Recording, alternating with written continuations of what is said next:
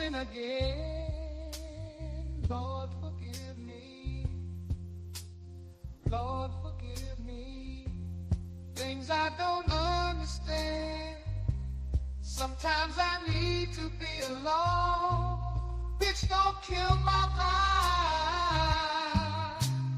Bitch, don't kill my vibe. I can feel your energy from 2 planets away. I got my drink, I got my music, I'ma share it, but today I'm yelling, bitch, don't kill my vibe. Bitch, don't kill my vibe. Bitch, don't kill my vibe. Bitch, don't kill my vibe. Bitch, don't kill my vibe. Look inside of my soul, you find gold and maybe get rich. Look inside of your soul and you can find out it never exists. I can feel the changes. I can feel a new life. I always knew life can be dangerous. I can say that I like the challenge and you tell me it's painless. You don't know what pain is. How can I paint this picture when the club line is hanging with you? Fell on my face and I woke with a scar. Another mistake living deep in my heart. Buried on top of my sleeve in a flick. I can admit that it did look like yours. Why you resent every making of this? Tell me your purpose is petty again. But even a small lighter can burn a bridge. Even a small lighter can burn a bridge. I can feel the changes. I can feel the new people around me. Just wanna be famous. You can see that my city finally put me on stages. To me that's amazing. To you that's a quick check. With all this respect, let me say this. I am a sinner who's probably gonna sin again. Lord, forgive me. Lord, forgive me. Things I don't understand. Sometimes I need to be alone. Bitch, don't kill my vibe. Bitch, don't kill my vibe. I can feel your energy from 2 planets away. I got my drink, I got my music, I will share it, but today I'm yelling.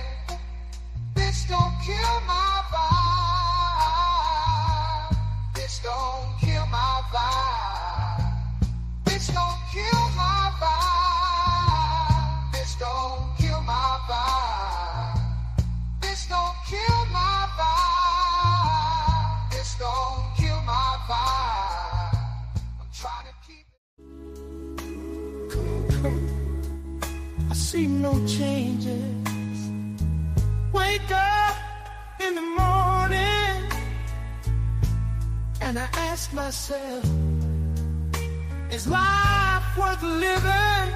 Should I blast myself? I'm tired of being poor and even worse, I'm black. My stomach hurts, so I'm looking for a purse to snatch. Cops give a damn about a nickel. Pull the trigger, kill a nigga, he's a hero. Give the crack to the kids, who the hell cares? One less hungry mouth on the welfare. First ship them dope and let them deal to brothers. Give them guns, step back, watch them kill each other. It's time to fight back, that's what Huey said. 2 shots in the dark, now Huey's dead. I got love for my brother, but we can never go nowhere unless we share with each other. We gotta start making changes. Learn to see me as a brother instead of 2 distant strangers. And that's how it's supposed to be. How can the devil take a brother if he's close to me? I love to go back to when we played as kids, but things change, and that's the way it is. Come on, come on. That's just the way it is. Changes, things will never be the same. That's just the way it is, the way it is. Oh yeah, yeah. Hear me? Oh my, come on, come on, come on. That's just the way it is, just the way it is, the way it is. Things will never be the same, never be the same. Yeah, yeah, yeah. Oh yeah. And that's just the way it is, way it is. Oh yeah, yeah. I see no changes. All I see is racist faces. Misplaced hate makes disgrace to races. I wonder what it takes to make this one better place. Let's erase the waste, take the evil out the people. They'll be acting right, 'cause both black and white are smoking crack tonight. And the only time we chill is when we kill each other. Kill each other. It takes skill to be real, time to hit each other. And although it seems heaven sent, we ain't ready to see a black president. Oh, it ain't a secret, don't conceal the fact. The penitentiary's packed and it's filled with blacks. But some things will never change, never change. Trying to show another way, but you're staying in a dope game. Ooh, now tell me what's some mother to do. Being real don't appeal to the brother in you. Yeah, you gotta operate the easy way. I made a G today, but you made it in a sleazy way. Selling crack to the kids, I gotta get paid. Well, hey, well that's the way it is. Come on, come on. That's just the way it is. Changes, things will never be the same. That's just the way it is, the way it is. Oh yeah, yeah. Hear me? Oh my, come on, come on, come on. That's just the way it is, just the way it is, the way it is. Things will never be the same, never be the same. Yeah, yeah, yeah. Oh yeah. And that's just the way it is, way it is. Oh yeah, oh yeah.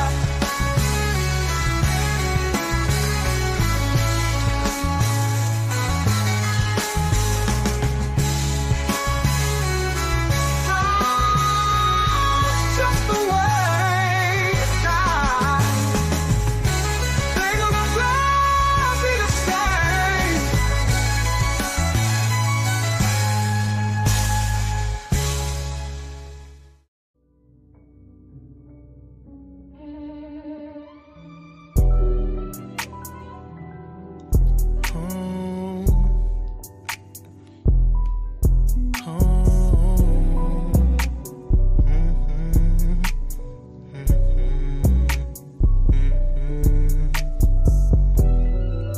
This liquor got me in my zone. Now I'm blowing up your phone. Blowing weed, smoking the ozone.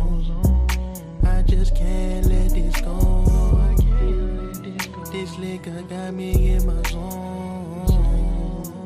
Now I'm blowing up your phone. Blowing weed, smoking the ozone. I just can't let this go. Girl, if I'm doing too much, just let me know.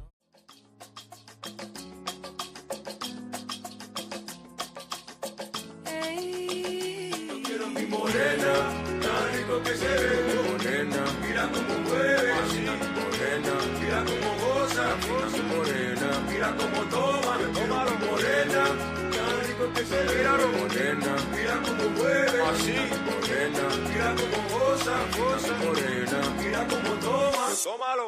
Esperando pa' tu tiempo, mi amor para ti no es un ejemplo. Y ahora tú me digas que tú sabes que yo soy para ti como la clave permanente. Esto es pa' tu mente, quiero ser tuyo por siempre. Y yo quiero que te sientas como yo me siento. Mira por ejemplo.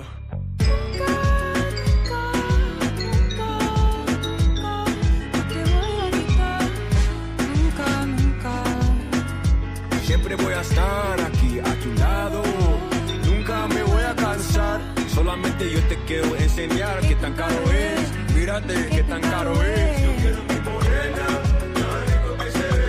Morena, mira como mueve. Así, morena, mira como goza. Morena, mira como toma, morena. Tan rico que se ve. Morena, mira como mueve. Así, morena, mira como goza. Ahora tú me dices que tú sabes. Te veo bailando, te veo gozando, te veo andando por la calle, mi morena. Yo sigo pensando, si yo sigo pensando que yo te quiero en mi brazo, mi morena.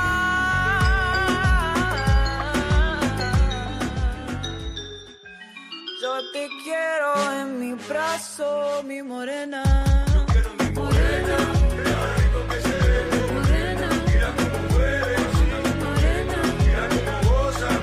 morena, Mira como toma, morena. Rico que se ve. morena, Mira como mueve. morena, Mira como goza. morena, Mira como toma, morena, qué suave, morena, ay qué linda, morena, qué gostosa, morena, morena, morena, morena, tómalo. morena, ay, ay, ay, ay, ay, ay, mi morena, ay, ay, ay, ay, ay, ay, mi morena, ay, ay, ay, ay, ay, mi morena,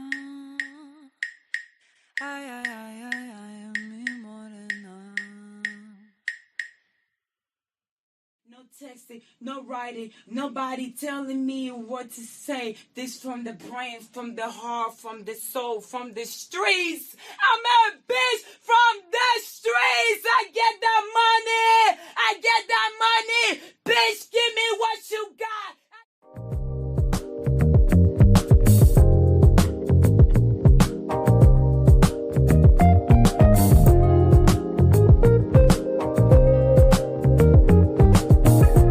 Check 1, 2, let's go. In this moment, yes, I cannot say what's wrong or right. No, it's not hard to fool me. No, 'cause I'm addicted to the good life. Yes. Yeah, lead the way. I follow. No need to say. Where we are heading now, babe. I follow to the edge of it all, to the edge of it all. So tell your good lies, 'cause I'll find a better one, yeah. Susceptible now, before the moment flies. Ooh, so tell your good lies.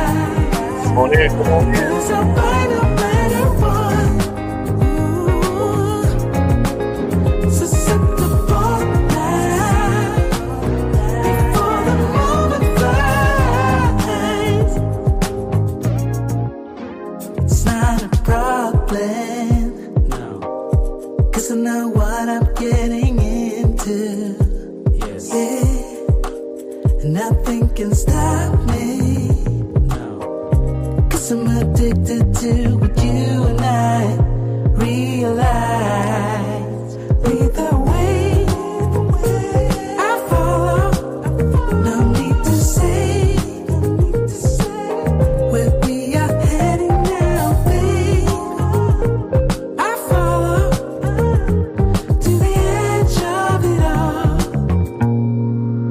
So tell you good night. Cause I'll buy no matter what, yeah. Susceptible now, before the moment flies, before it flies. So tell you good night. Cause I'll buy no matter what. Susceptible now, before the moment flies. Hey. Wobbity. Oh, wow. We are back. You want to come on with me tonight? It's been a while. So what is it this time? You just want to be held, or you want the LD? What you think it is? I want the LD, baby. And then I want to be held. That's all right with you? You know me. It's my duty to please that booty.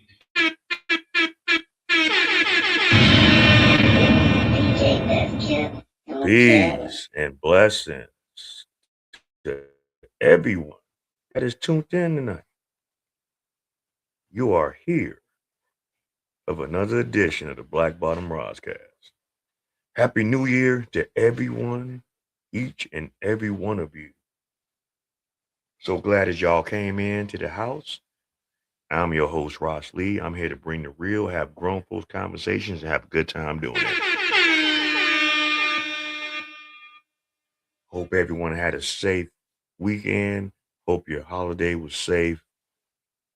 I hope you made all your changes and your focus for this upcoming year of 2026. But if nothing else, I hope that you are striving to be the best version of yourself. So shout out to all y'all that came out. Shout out to all those that's tuned in. Shout out to Sean O'Neal. What's that? H3U. Shout out to you. Shout out to Camille Soto, BTW. All right, I see you out here. Oh, B1W, I'm sorry. Where y'all from? If y'all still tuned in, give y'all locations and salutations. It's a whole nother year now. Thanks to all of my new subscribers that have subscribed. If you are just tuning in to this podcast, I do this every Tuesday and Friday night. Tuesdays 8:30 Central, Fridays 10 o'clock Central Time. And come on in, hit the like button, and if you are new, hit the subscribe so you can get and hit the notification bell so you can get all future notifications of my shows. I'm not about to do a big long soliloquy.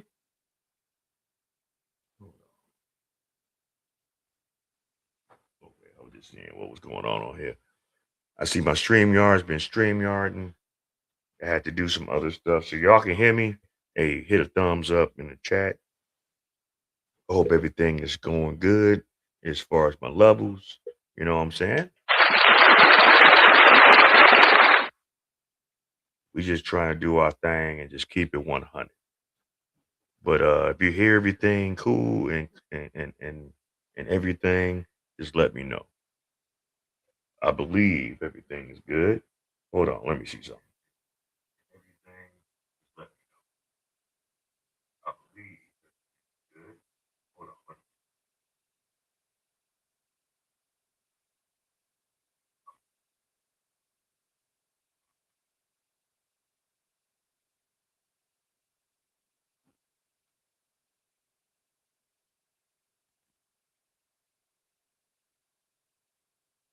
Well, let me do this again.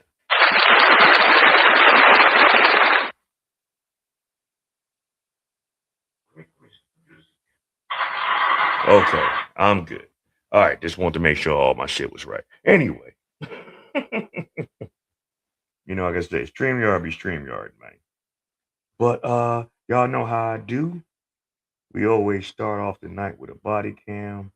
Y'all see the title of the show. We're gonna get to that.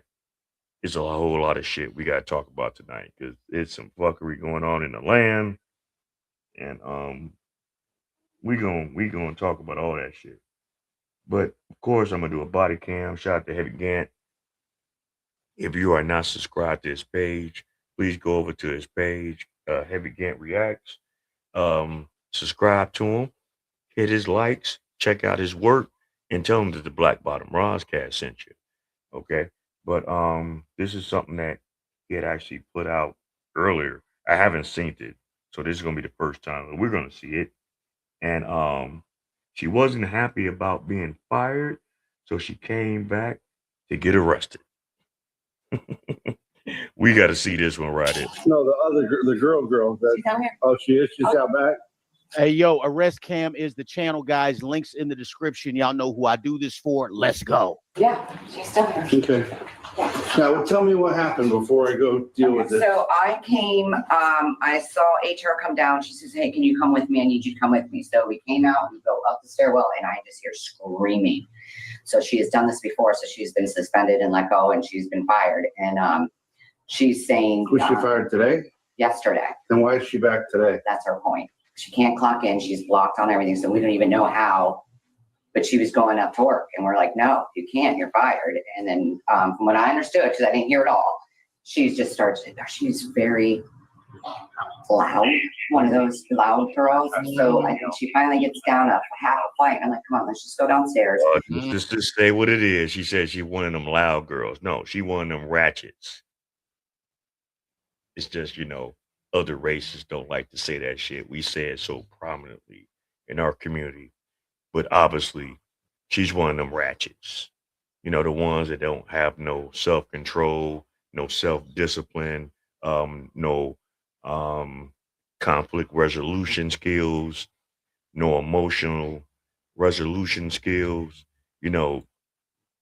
Bitches that just like to pop off at the mouth all the damn time. Overly emotional, hollering, screaming, and putting that energy out like you can't tell them nothing. Or you can't do nothing to them because they loud and all over the place. That's what that was. That was just a cute way to say ratchet. She's videoing the whole thing. She's like, he put his hands on me, and then she got in his face. The other nurse just put her hand in between him and says, don't do that. And then she screamed all the way down, made a big old. Oh, before we get started, hey, it's a new year. And like I always say, get you some water, eat you some fruit, roll you a blunt, have you a beer, get you a cocktail. Like my man Big Mike always say, get you some juice. But you gotta leave them pills alone because them mugs will kill you. All right, let's go. Senior residency. Yeah, she's out back here. Yeah, she's this way. Sorry, I was just trying to get a little brief. I missed most of it, but I did call. That's HR. That's Miss Heather. Good evening, Mikey. Good evening.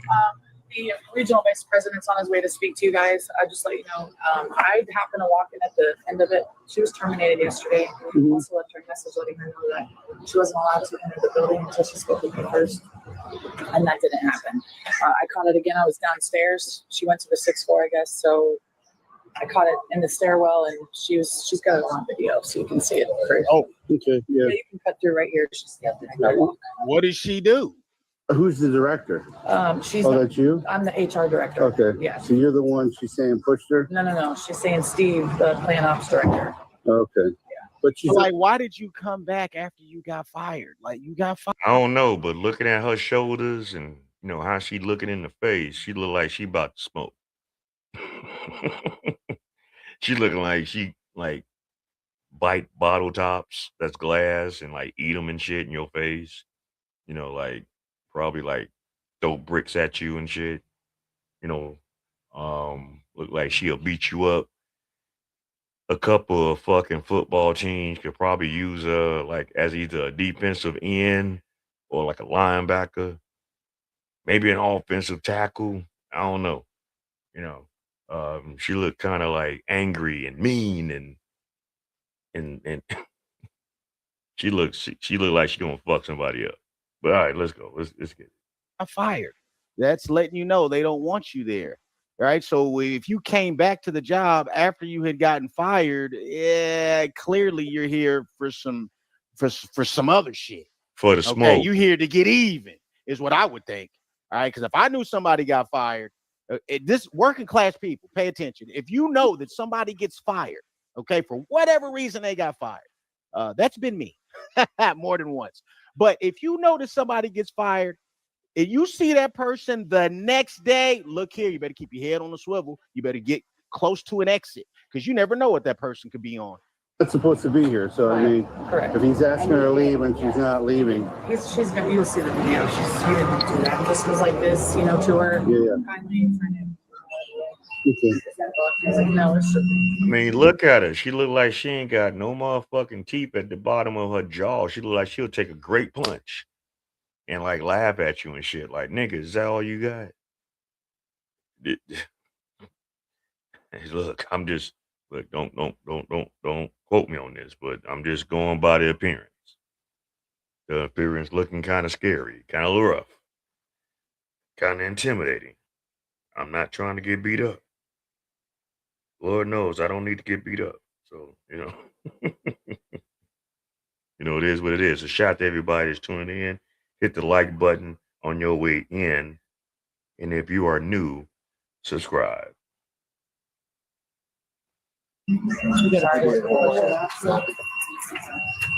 What's her name? Do you have her information? I do. Her name's Andrew. That's all I got.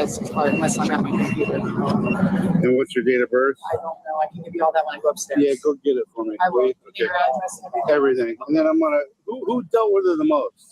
Steve. Okay, yeah, I want to talk to him too. Talk to Steve. Let me ask you this though: why are you here today? You've been fired. And nobody told me. They said they called you and you were told. Nobody told me I was They fired. left the message. No, I didn't get nothing. I came in. I was like, I can't clock in. So There is no way that you're gonna work at a job, and if they tired of your shit, that you don't know that you fired. I don't know what job that y'all work at. It's like that. I didn't work at jobs that they won't actually fire you because they don't want to go through the paperwork of fucking paying you unemployment. So they'll just do shit to make you lose money, make you lose faith in the company, and then you just eventually quit. And once you voluntarily resign, they're done with you. So it is what it is with that. But if these motherfuckers fire you, just take advantage of that situation. Go to the necessary places to get your unemployment, especially if you was there more than 90 days, and just get your compensation. I guess paperwork because they lost or shredded my paperwork. I had no file, and I've been here for about 6 months. They have a file. She's going to get it. Well, they told somebody else they didn't have no file, and they can't. Okay. Why are you here given the fact they fired you yesterday? Because I do not believe they didn't tell you that. Okay. Why are you here, ma'am? Paperwork is on the table. I come in, clock in, all right, I can't clock in, so they were like, go to HR. I guess Steve, whoever the director is that I had a problem with, we meet on the 6th floor. Heather's not in her office. Never in the office. Because they have to talk to me. And he's being off talk rude. I came in with a great attitude. Well, supposedly what they said, you were fired yesterday. They left you a phone message. And maybe you didn't get the message. I don't know. I just got off of my supervisor telling I couldn't clock in. She didn't tell me nothing. Well, the HR lady said she called your phone and left a message. She didn't call Team leader. me. Anita, the head supervisor, didn't call. Well, listen, you've been fired. Well, I want to press charges on him. We're not pressing No, charges. I want to press charges. Press charges for what? That you got fired? They fired you? Okay. Why were you fired? What was the reasons? There are plenty of reasons why um, an employer would fire you. It could be lack of production, attendance problems, um, being hostile, combative on the job, um, stanking. I don't know. Shit. It's plenty of things, especially if you work with places in the Midwest, because a lot of places in the Midwest are at will, companies, so they can fire you for any fucking reason. If they just tired of looking at your fucking face, I don't think this is gonna work, and they can fire you. Your jawline ain't looking all that great. You come up here with these crazy ass eyelashes, hairstyles, and weaves, and all this other crazy shit, and you got an odor. They could just fire you for anything. Why do I have to come behind you in the bathroom with a can of Lysol? There's plenty of reasons why they fire you. It's at will. I want to press charges. For what? He touched me. Okay. He asked pushed- you to leave. no, You didn't no, leave. I was going down the steps. This is the second time. Do you have it on video? I'm gonna get y'all on video because this is ridiculous. Well, you're on stuff- video right now. That's Everything we're doing is being Wait. On the Heavy Gant channel, ma'am, and you're looking crazy right now. In the fuck. Touch Monica Lajowski. Who the fuck did that? Clefo guy. You punch her in her, you give her a left cross, she's gonna look at you and like shake that shit off, like, like, all right, now what? Shoot. I'm sorry. I'm stop ranting. All right, let's go. Now you were fired, and here you are. Now let me ask you guys: is there a chance that they didn't tell her that she got fired yesterday? I guess there is. What do y'all think? I think she knew, and I think she popped up and is playing crazy like she didn't know. Yeah, that's what I think. I need your name, please, and badge number. Okay, my name is Officer Cook, 10021. Name and badge number, please. Oh, hey, yo, she went from fired victim right into Karen mode. Okay. So you're not letting me explain. I want to press charges. Okay, explain to me I wanna what press charges do you have? Harassing and him touching me. He touched me. Because he asked you to leave. No, you he didn't, correct? So this is what happened. You're not letting me explain. So I was trying to Well, go you've been talking the whole time. You're not letting me, because you're cutting me off. Okay. You're cutting me off. I know my rights. I could talk. Okay. He touched me. He touched me on the inside part. In my beloved voice. The fuck? Who the fuck? I don't know. There's some motherfuckers out here that don't care. They ain't got no standards, no morals, no morals, none of that shit. But who the fuck gonna touch her?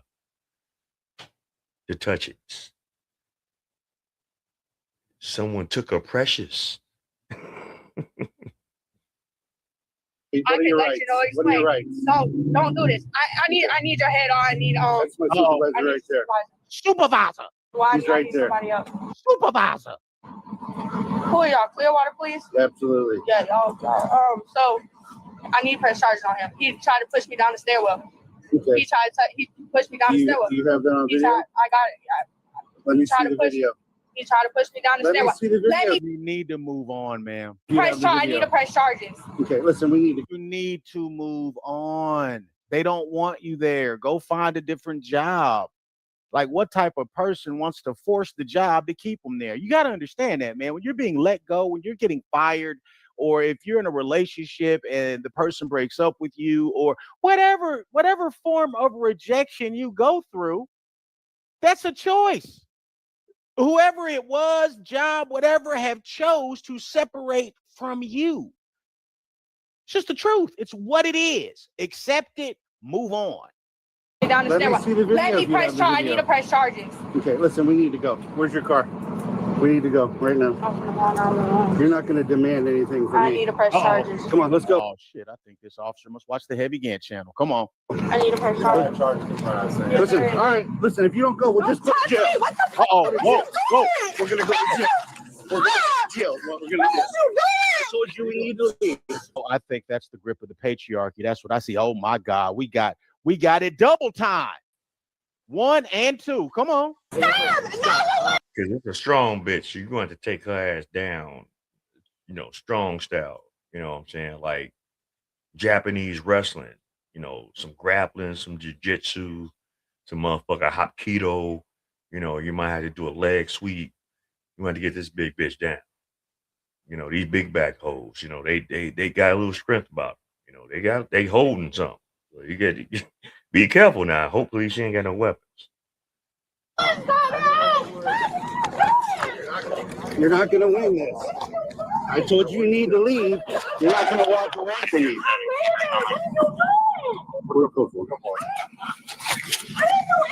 Uh-oh. Yeah, that is, I don't know if that's not the patriarchy. This is just a strictly traditional grip. Yeah, that's a chicken wing. We call that in the hood the chicken wing hold. That's when you put that motherfucker all the way back. It's going to be hurting so much you ain't going to be trying to break out of that shit, especially if they got a good grip on it. Yeah, she done fucked up. Grip. An old-fashioned grip. You're resisting right now. Why you're resisting? You're trespassing at the warning. Yeah, now you're going to jail. Now you're going to jail. For what? For trespass after warning. I was told you to do something. No, you weren't. I was calling. Hey, now you're leaving. I was calling. Oh, shit. No, you weren't. Yes, I was. Let's go. Now you get to go to jail. Damn, you got fired and went to jail in the same day. Well, technically not the same day. She got fired yesterday, but come on, dog. You going to jail because you went back to the job you got fired from, and this is a hotel. And you worse than Craig on Friday. You got fired, came back, and got arrested. And cuffed up. Fisticuffed up. You just, oh my God, you living a bad life. You need to slow that shit down. Hey, I'm not shitting on people that work in hotels, but come on, you think you could find another job at a hotel? I need to call for my child. No, you can do that after you get out of jail. Please don't do it. Please, I'm gonna leave. Please don't do it. No, you wanted to be nasty, right? No, Come on. No, you weren't trying to be explaining nothing. No, Please. that ship has sailed. My man said, please. I have no felonies. I have a clean record. Please. Not anymore. Oh, damn. You hear that? I'm telling you, man, that reality come and just drops in on you. I don't have no felonies. I've got a clean record. What did I tell y'all previously? The only way a person can be in a situation like this is if you don't have gratitude. All right? Because when you just got fired, it's hard to be grateful. I've been there. Hard to be grateful when you just get fired. But hey, hold on now. If this girl was thinking, I don't have no felonies, I got a clean record, I can go get me a different job. That's not what she was thinking. Right. So, like, fuck that job. Fuck the policy. If it didn't work for you, you lose it. Okay, great. I'm quite sure you knew the ass ends of it beforehand, so you can make arrangements to find other employment. See, this is what kills me about a lot of people.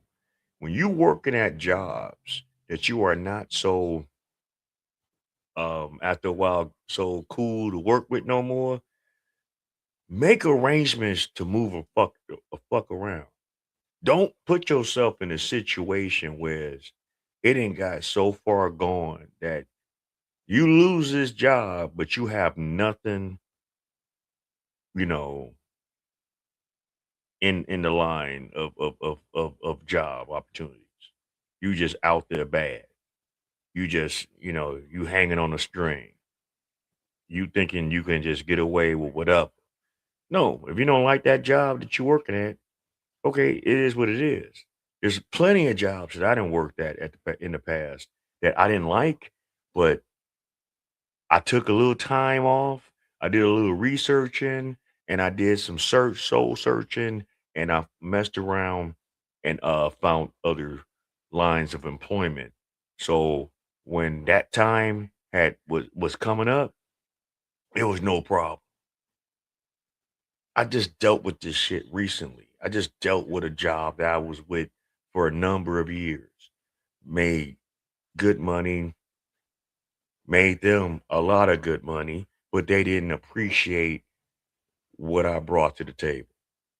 So in turn, I had to let that shit go and move on. Because what you're not going to do is disrespect me, make me feel like I'm less than, and take from me.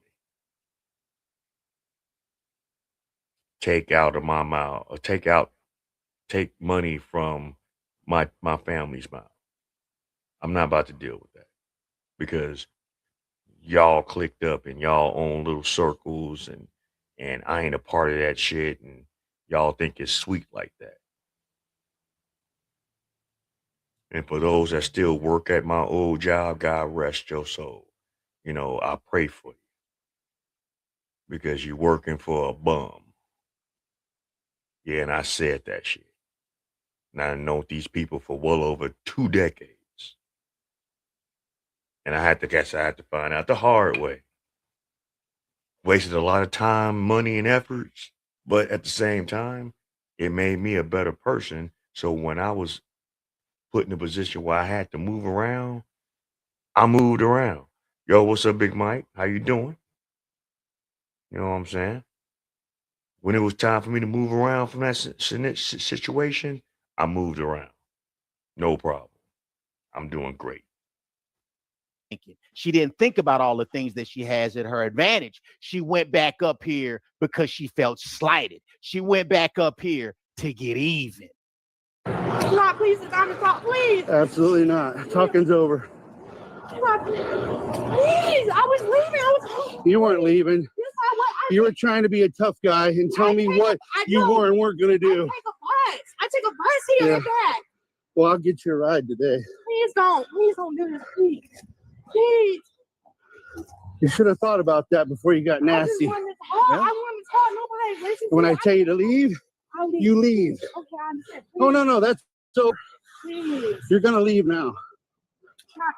Please, I was just trying to get everything. You weren't trying to do nothing but be nasty. No, and you didn't want to listen. You thought you were in control. No, I did. Please. No. Oh, this is like a senior living place. Okay, I'm thinking it's a hotel, so it's a senior living place. I got you. You're under arrest.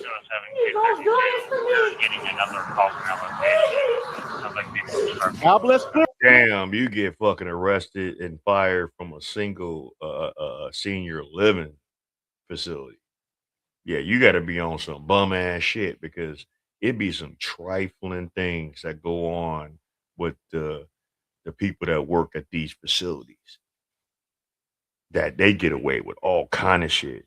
Yeah, I saw it. Yeah, I saw it. That shit was crazy. But yeah, you got to be a special kind of stupid to fucking get fired from these kind of facilities. Whereas they just so overly tired because they let a lot of shit slide at old folks' homes. But for you to get fired from it and then come back on some tough Tony shit and then get arrested behind it, like, but what? Why? Find you another job. Get you some. Maybe that line of work ain't good for you.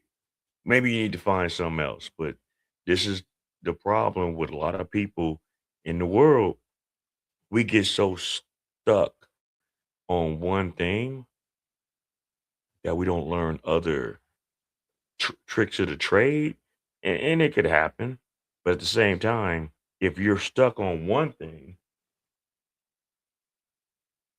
at least improve in that. So you never be without a job. You can go to any fucking facility and get hired like that. My line of work, I can go anywhere, get a job just like that because of my skill set and my experience and my track record. When you getting things like this put on you, it's hard for a motherfucker to get another job in that whole circle, because they do background checks. And they see that you done did this, you done got fired, and you got arrested for trespassing and other kind of shit. Yeah, they're gonna be not too quick to want to hire you. But people don't think like this. They think with their emotions and not with their logic. Clear water. Oh, baby. My baby, please. Please, my baby. Let's go for it. Show me 10, 15 adult female. She keeps saying her baby, like, ma'am, listen, I understand that and I get that, but you should have been thinking about that baby when you got fired. Like, okay, got to find another job, right? Not let me go back up here and show them, like, come on, man, you ain't gonna win that game. Baby, please. Please, my baby. Let's go for it. Show me 10, 15 adult female. My baby, please. Oh, she don't want to say. Baby, please don't do this, my baby. You should have thought about that earlier. Don't do this, my baby. I was just trying to find commercial about it, my baby, please. She's allowed to escort you out the building. He can't touch me, Yes, though. he can. I have a 3-year-old. You're wrong. Please. She has nobody. She's going to go to You should have thought about that. My baby. Damn, man. Like, you can't expect people to care more about your kids than you're gonna care about them. And what's so crazy? What's so crazy about this whole situation? One, shout out to Florida. I constantly see a number of fucking Floridians that just crash the fuck out. What happened with this person is that she was working at a seniors facility. I guess for whatever reason, she got terminated. Then she wanted to go back up there and be on some tough Tony shit. And they trespassed her. She didn't want to leave. And this is the repercussions of her trying to act like a Karen. And she just got showed we don't give two shits about your so-called privilege. You act crazy. They had to cup up. They had to strong armor because she ain't want to listen. And this is the repercussions of you being a hardhead. You know what I'm saying? This is what happens.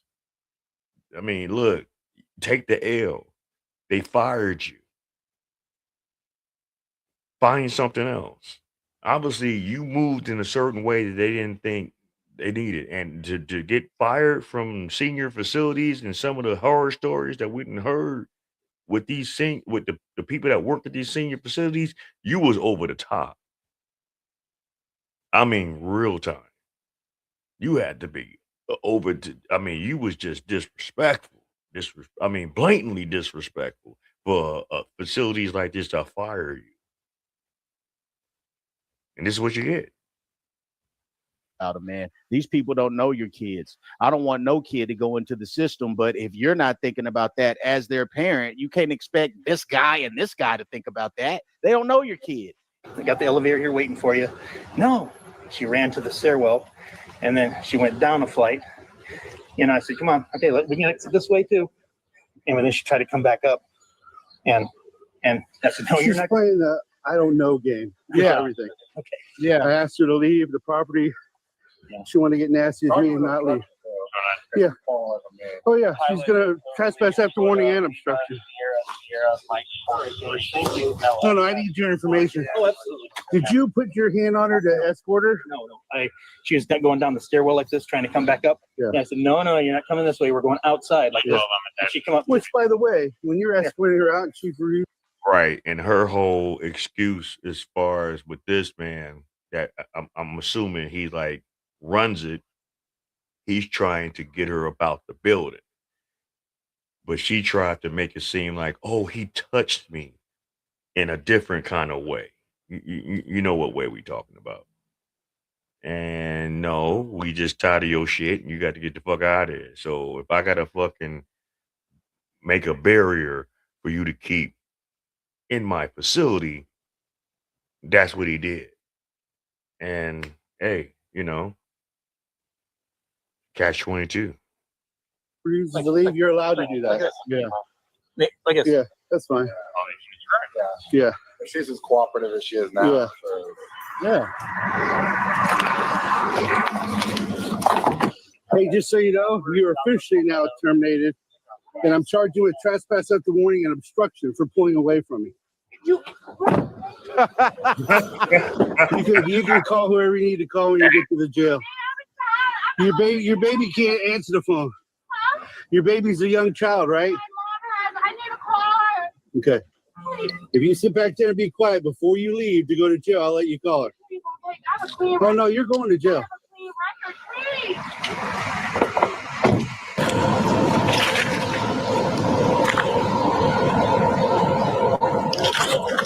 Newports, of course. I know I have weed in there. Dump it out. I know. No, I'm charging you with that. That's cool. Damn.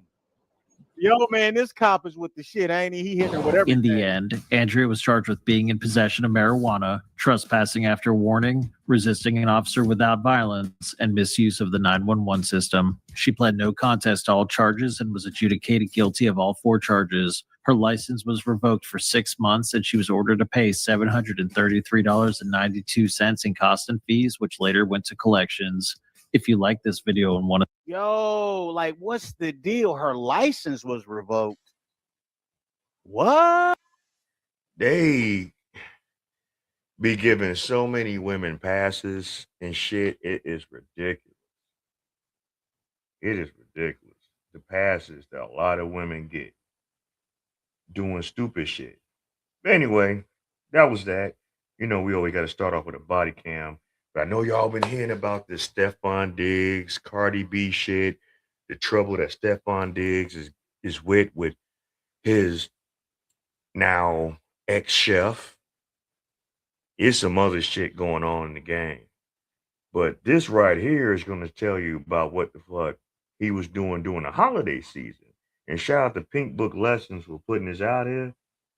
But as much as she tried to make it seem like that, oh, they are such the couple now, and she's sticking it to Offset. This right here is showing you more and more and more that Cardi B is a bum ass skank. And Stephon Diggs is going down a slippery slope fucking with this broad. And he gonna fuck around and fuck up his football career. Trying to hang out with some stanky BBL ass broad. But shout out to Pink Book Lessons for putting this shit out. You know, Stephon Diggs ditched Cardi B for the other baby mamas on Christmas. I know a lot of y'all probably didn't know this, but hey, we got the scoop.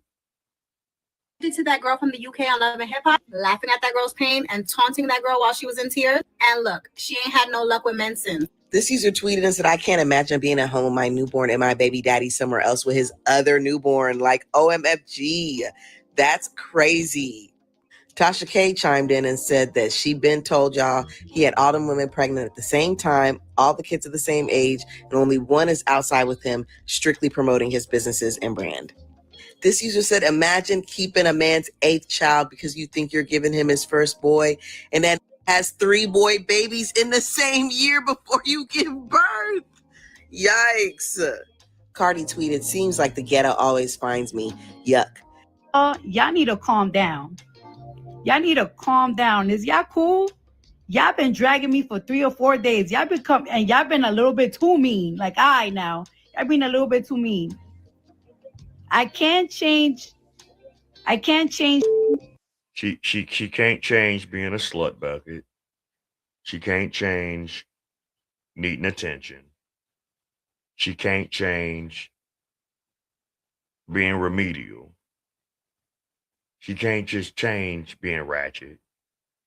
She can't change being a better person or a better version of herself. She can't change it. So, exactly. She can't change it.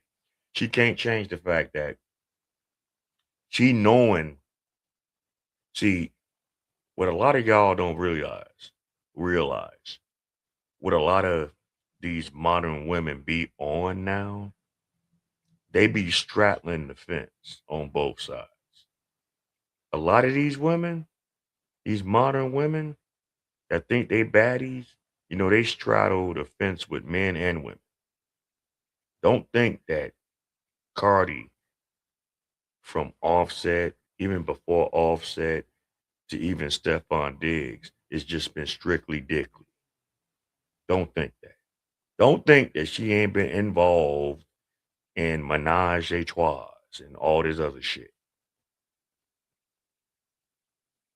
The rumors has been going out that some women said that has been around. They ain't put themselves out in the public, but we've heard, shit from certain alleged, sources that the broad has an odor. And especially with these BBLs, it's even worse. But, there are situations in this world, right? That a man accepts a woman for her sexuality and is all for having a good time. But then there do come a time where there are some women, it ain't that they don't want to deal with that scenario. They don't want to deal with that scenario with that bitch. And there's a lot of women behind the scenes that entertain what she's entertaining with men that don't want to deal in that scenario because of her. But a lot of y'all is just all thinking she's the wheel and her shit don't stink and all this other dumbass shit. But all right, okay, let's go. I can't go back in time. You know what I'm saying? I already had a baby. Y'all want me to put my baby back in my huh? I don't know. What y'all want me to do? Y'all want me to leave my man and yours? You want me to leave my man and just go and yours? I don't know. What y'all want me to do? What y'all want me to do? We can only go forward now. I can't. It's a new year, but this woman is still complete trash, by the way. Every single time she opens her mouth, she proves why she's the biggest gutter sewer rat of New York City. Every single time. Never fails. She's asking what y'all want me to do. So her response to the backlash is like, what you want me to do? Put my baby back in my twat and leave my man and fuck yours? You see the shit that she on? You see the shit that she's on? And y'all fucking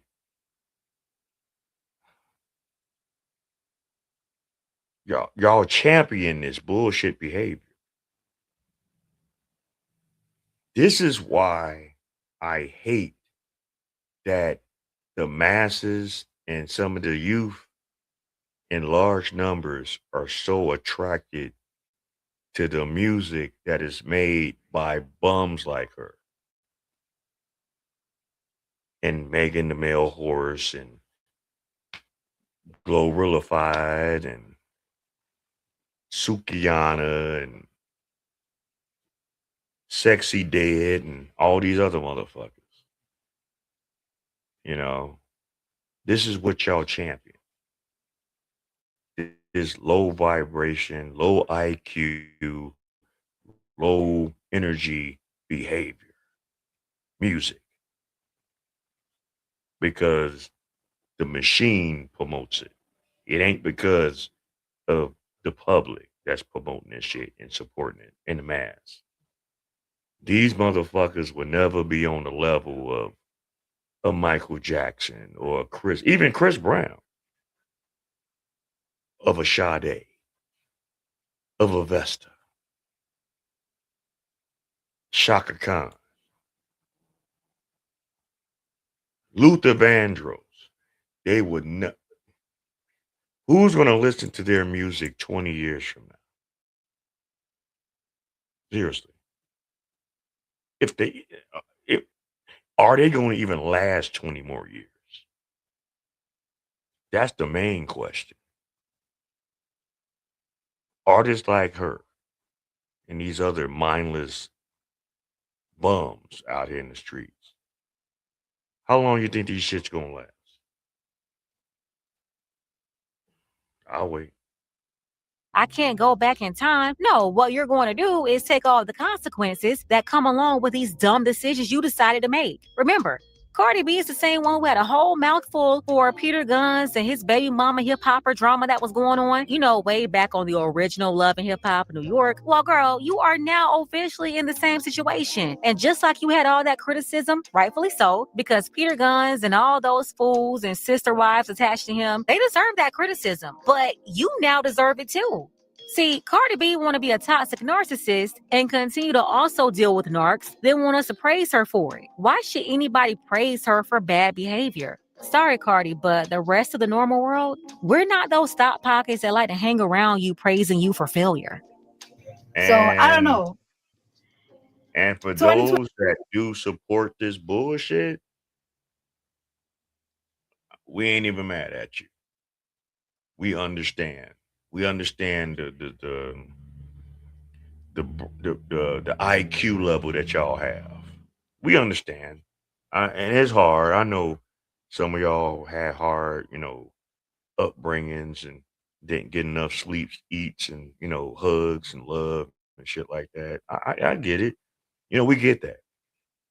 But you can't make that as an excuse for bad behavior as an adult. I mean, this I don't know what y'all trying to do with this shit.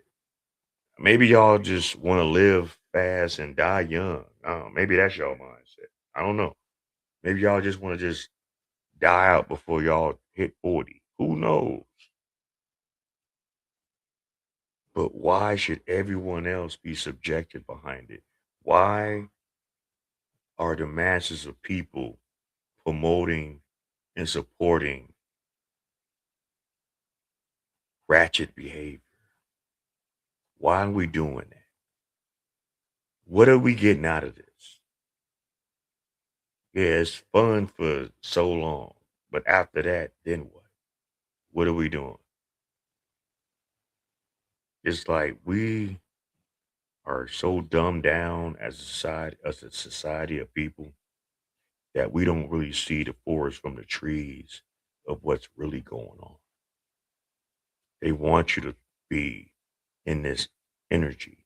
They want you to be in this mindset so they can constantly manipulate you and take from you, and you never elevate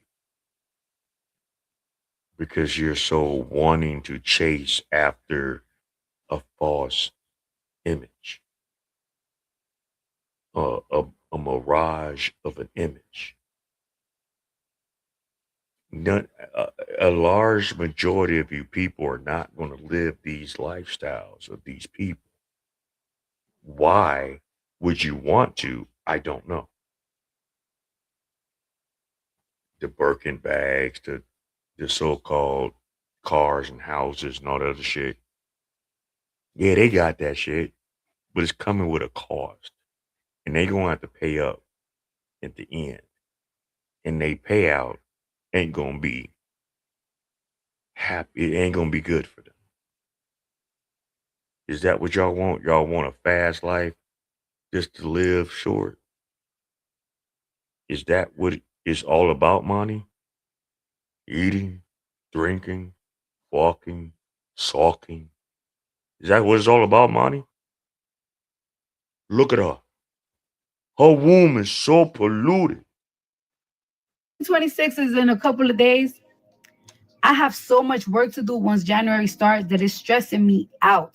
I'm going to be away from my babies, away from my personal life, away from my home.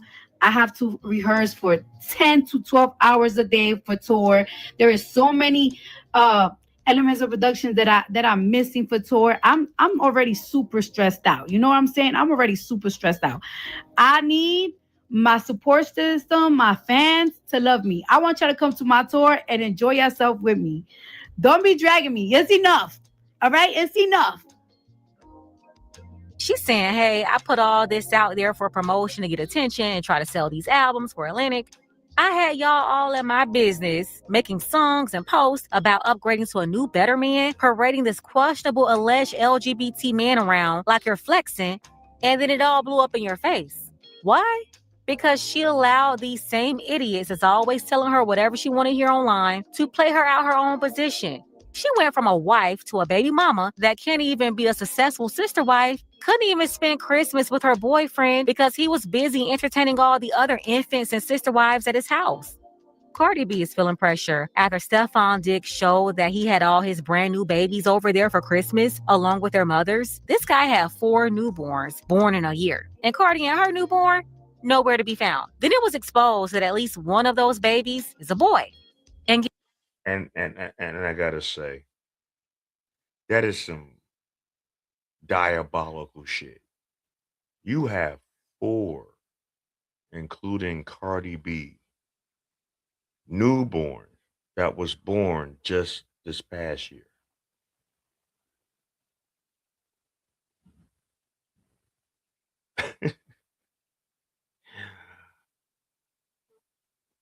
The brotherhood ain't co-signing that shit, man. We're not co-signing that behavior with this nigga. It was said years ago, few years ago, who you should not want your girl, your daughter, dating. And they said this nigga. Is he one of them YNs? He just got a little talent and made some money. And y'all all with the shits. You know, before his career is over, and when his career is over, it's gonna be bad news for him. Cause he ain't got nothing to fall back on. But bum shit, but bum shit and bullshit. They ain't gonna hire him to do color commentary for the NFL. He's not gonna be on no goddamn sports shows giving his analysis to certain sports and games and stuff like that.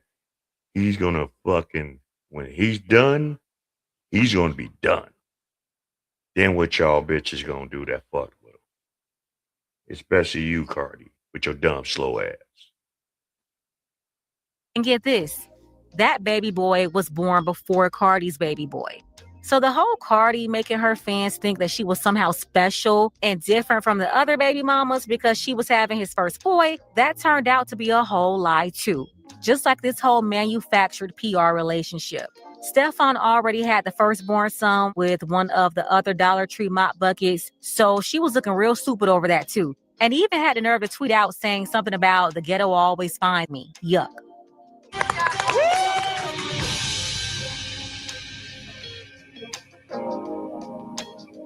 Wait a damn minute. Wait a damn. Is anybody going to tell her? Cardi, listen to me closely. You are the ghetto. That whole comment trying to make it seem like she's on some high level and everybody dark or black that she's dealing with is just a problem. You know, they have these low class situations, but she's high class. She's valuable. See, this is what you get when you prop up bodega thought buckets. They lose all sense of reality and really start believing whatever y'all tell them. Nobody is dragging Cardi B down but Cardi. And quiet as it's kept, the dragging isn't too far because she was already at the very low hot level of hell. I mean, once you're in hell, the stories, the stairs, or whatever, they all look the same. Apparently, Cardi B spent Christmas along with her kids, and her boyfriend, Stefan Diggs, was with all his baby mamas because he wanted to be with his kids, but those women wanted to also be involved. So damn. Offset didn't come see you and the kids. Stefan Diggs didn't come see you and your children and one of your sons when you was having your issues with Offset, made a hairstyle identical to this guy who you call your boyfriend. And he spent the holidays with his other baby mamas and kids in his house. You know, he got his own shit. You know, if nothing else, I will say at least he ain't no leeching ass motherfucker that want to leech off of your shit. What he's doing is using you for his own personal clout, dummy. But you using him for your own clout. But we're going to see at the end Who wins in this toxic, ghetto, low IQ, low vibrational fucking relationship that both you motherfuckers have? You claiming you getting ready to tour and all this other bullshit, but that shit's all right. Good luck with that tour. If people support it, it's only because the people that you work for is really pushing for you to get out there. It ain't because you a real hot commodity.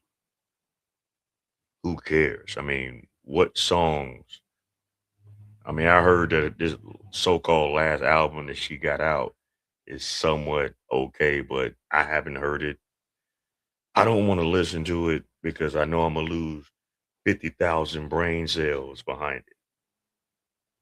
So it is what it is with that. But I know who's going to support it. The ratchets. The circle of people that I had to seriously move away from. Because all y'all do is chaos and bullshit and confusion and drama. I can't deal with you. Y'all all need help.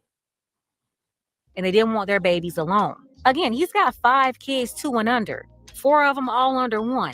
So they all got together, but Cardi B, she's supposed to be the top queen bee out of all the sister wives. And his baby mama squad, she didn't want to be around the rest of them with her kids because in her mind, her kids are better than their kids. She's rich and at the top, and all his other baby mamas are at the bottom. When honestly, those girls are being taken care of by her boyfriend while she's still having to foot all her own bills. While these other baby mamas got the $69 million bed buck running the field and muling for them. Like, first of all, you wouldn't have to think your kids are so much better if you didn't involve yourself in a situation like this in the first place. Cardi B was already married and already had 3 kids. I mean, one of those kids wasn't even walking yet. Before she got pregnant by this guy she barely knew. They hooked her up with this PR relationship. Hey, yeah, it went platinum 2 days after she dropped it, but do you know any songs? I don't. I really don't. And I'm a music head. I would know good shit when I hear it. And I haven't heard any of it. You know, these record labels be buying the music to make certain shit go platinum. Y'all, you do realize this, y'all. You do realize that wasn't organically done. It ain't the old days.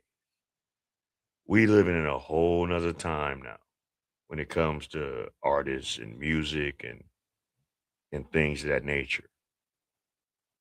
There is a known fact that certain labels, to make an artist look a certain way, would buy into that shit from that same company to make that shit go platinum. Just letting you know. She didn't that was the first song she dropped off her album. Yeah, I know. But what I'm saying is she didn't get to that status strictly from the masses. Don't think that people was just that. I mean, probably, maybe, but it ain't everybody. Everybody ain't with Cardi B. There's a lot of women that don't like her ass. And they show it and they say it all online all the time. That her shit is manufactured just like a lot of these other artists that's up there in the industry. It ain't done from real hard work. When was the last album that she had before this bullshit? Years. She built her reputation off of bullshit, ghetto ass drama online. Not because of her talent, because of her exploits.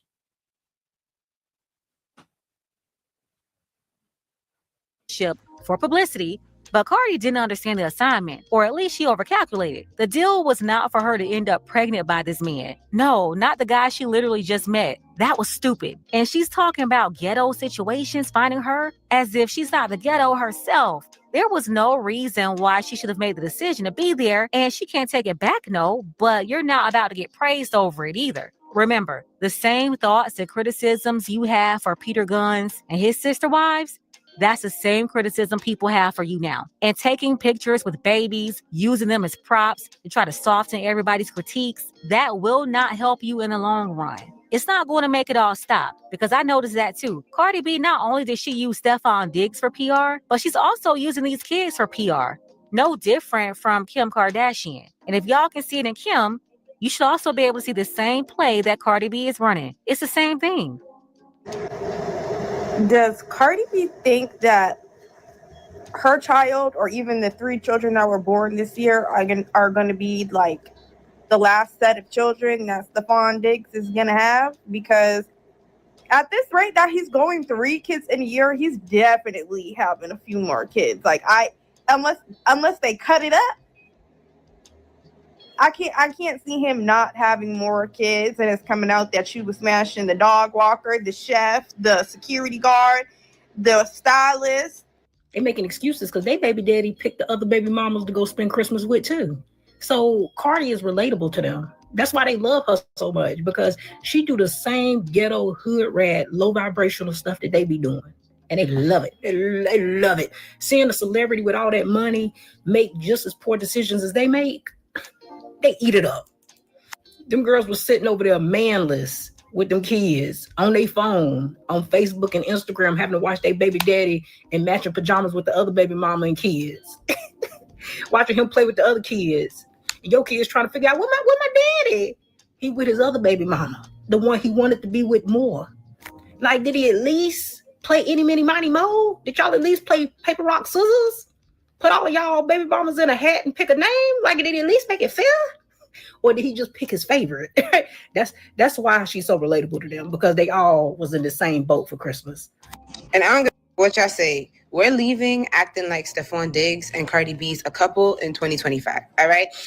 That man is now getting sued, or he has to go to court because there's another pregnant lady saying that he's the father of her child. That they're not in no relationship, PR or not. It's not even a good PR. That's not even a good look. That's not even a good look. So we're leaving that whole lie in 2025. Because the only reason we cared about the man. So if y'all didn't hear, his personal chef is making a big stink about things. And I don't know if some of y'all didn't seen the video or pictures of her. I'm quite sure he hit that too. And he's apparently being brought up on charges of strangulation and abuse with this woman. And now I'm hearing that she might be possibly pregnant as well.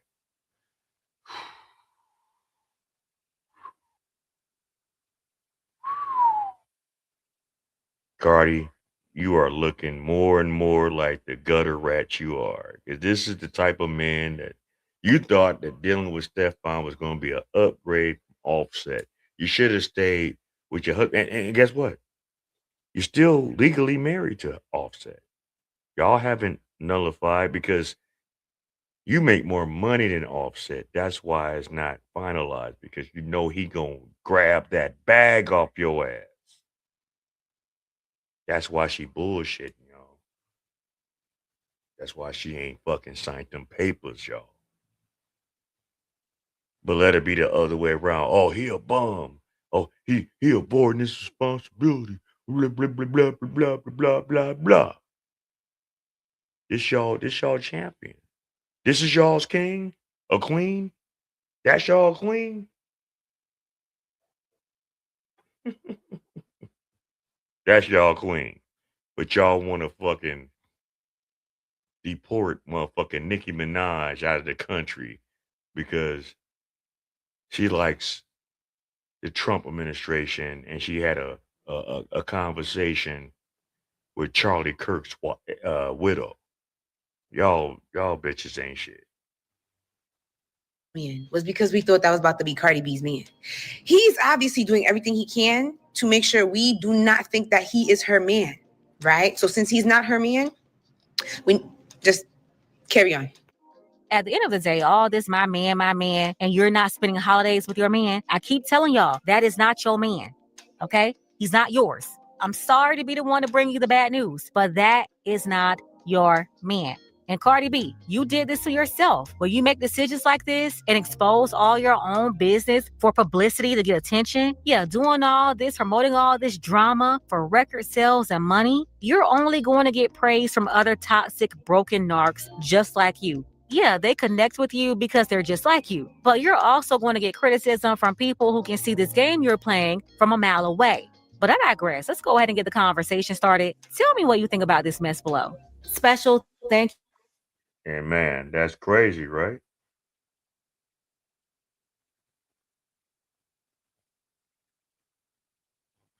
We to be continued as far as with her.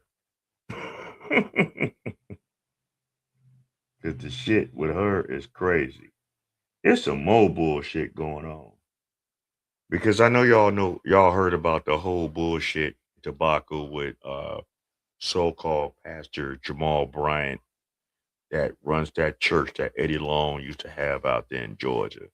And I'm quite sure y'all have seen the dress that her first lady had. And I'm a part of a church. And my pastor has a first lady. And I'm going to tell you this right now. Shout out to Pastor Brooks and First Lady Deborah Brooks. You will never see her walking around like this bullshit. And he wants to cover up for it and shit like this, but he has been in the news on so much effery is beyond. Right? But shout out for Messi for putting this out here about this. I mean, I didn't seen other videos about it, but I always like Messi and Shine. So shout out to Messi and Shine. So if you're not subscribed to her, go over to Messi and Shine and subscribe to her page and tell her the Black Bottom Roscast sent you.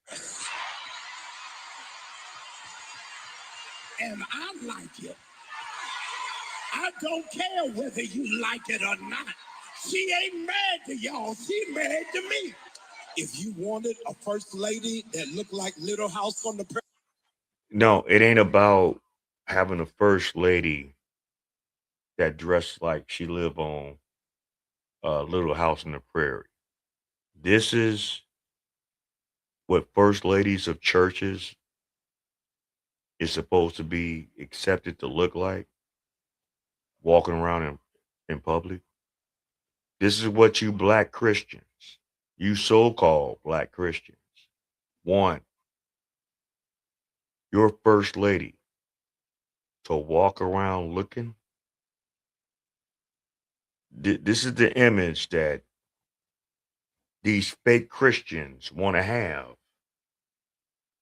for people to support this shit and think that this shit is cool. Yeah, I know I'm cursing. I'm saying whatever. Yeah, I'm a churchgoer. I'm a member of a church. If you go on Grace Central's YouTube page, yeah, I'm involved in some of the things within the church. But this is cool to y'all. This is acceptable. She dressed like this, like she coming ready to come to the club and do this. Time for the percolator. It's time for the percolator. This is how she dressed.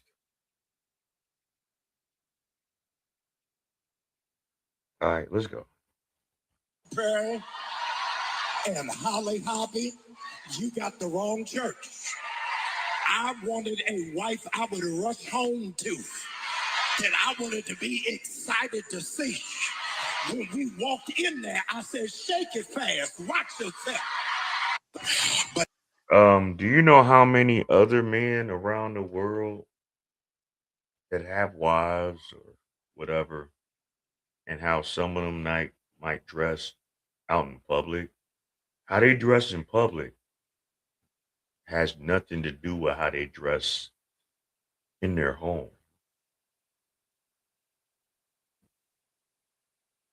You know, Muslims They are very strict to how they women look and how they present themselves in public because they don't want other men lusting after them.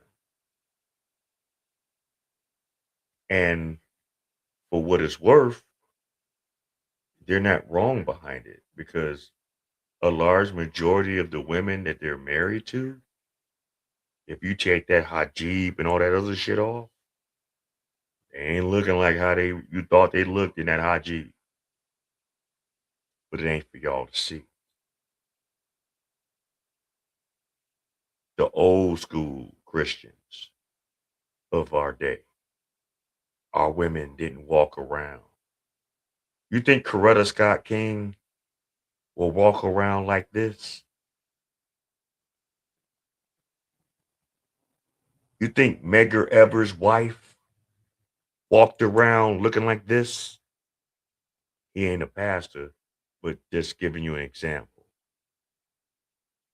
You think Malcolm X's wife would walk around looking like this? Before he got with Betty, he was with a woman that was like that. And you know what he did? He left her punk ass.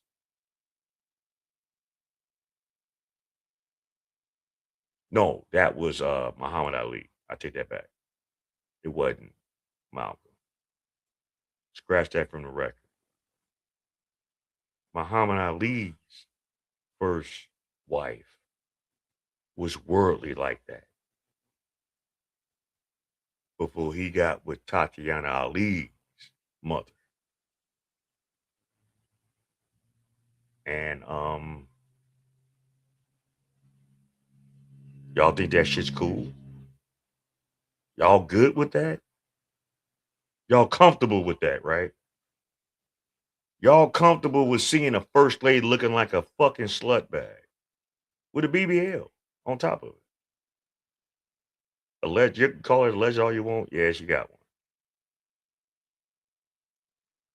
Hit the like button on the way in, man. Hey, I do this shit. You know what I'm saying? We reacting to real shit in real time. And a lot of us out here in these streets is tired of this fuck. But insecure, jealous, petty, small-minded people got in their feelings and set up a false barometer of holiness based off of a dress. The dress was not see-through. The dress was flesh color. It doesn't matter if it was see-through per se. The illusion that she's trying to betray is Jezebel in nature. Okay? Is harlot in nature. It is to attract the attention of other men. I don't give a fuck what you saying. There ain't no way in hell a real shepherd of his flock is going to allow this to happen. There is no way you're going to tell me that this should be acceptable. No way. I cleft, oh God. I ain't the most religious, but there are just certain boundaries that I should feel that should be held within the church. And this ain't it. This is blasphemous. This is Jezebel fucking energy. And Jamal Bryant is a fucking coon clown ass fake wannabe preacher that got all you motherfuckers out there fucked up in Atlanta. I said what the fuck I said.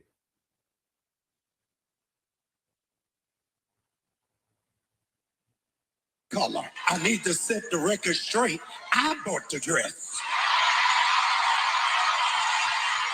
And I like it. I don't care whether you like it or not. I want to thank the Lord today. I'm going to preach. I want to thank God for the First Lady. Amen. I thank God. Hold on. Let's go back. This is Bishop Wooden, right? You see his first lady? First Lady. Amen. You see his first lady? What's wrong with that? See, the first lady is supposed to be the direct reflection of the first man or the pastor, right? The wife is supposed to be a reflection of her husband in the world, correct? How is a man to be respected on this earth if his mate is looking like a whore? How?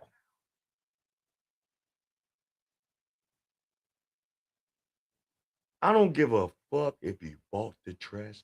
I don't give a fuck if it wasn't actually see-through. I don't give a fuck if you think that shit's cool. It's the image that you're portraying that is fucking misleading to the masses.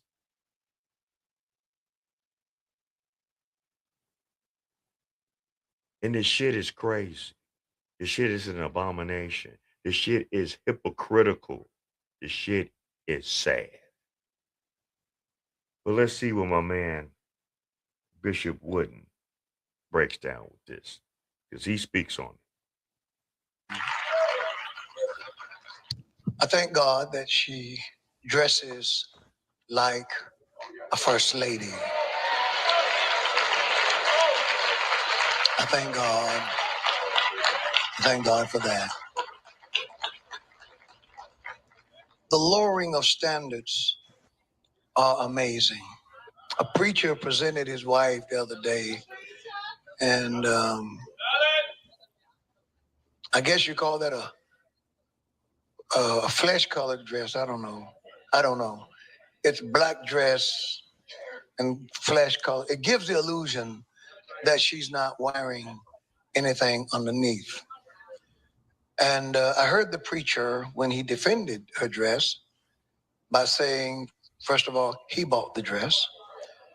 And then he said, I want to address people who don't know anything, who haven't been anywhere, who don't know nothing. So I guess our objection to a man of the cloth presenting his wife in public looking like a $2 whore. Two. At least two. Now, I didn't say she was. I'm not talking about her. My statement is not. Hey, God bless you, Bishop Wooden. I'll say it. She's $1.50 whore. If any church that I fucking visit or come and congregate with, they first ladies looking like that, I'm not fucking with you. I'm not. You can go to hell. Your first lady, she can probably get bought. Use a trick ass nigga. Your congregation is a fraud. And all y'all is the lowest of the low to accept some shit like that.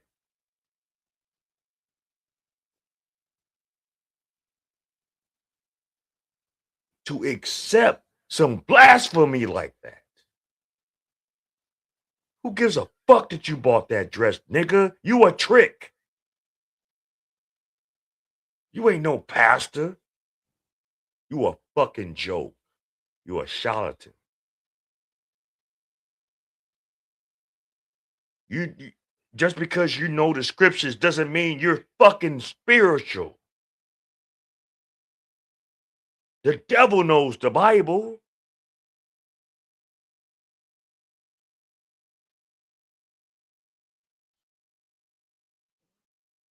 Let me stop.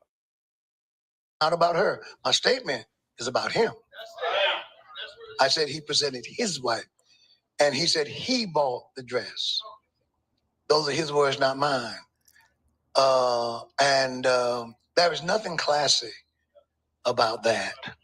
There's nothing modest about that. He said we haven't been anywhere. What I would like to know is where have you been? Where did he go?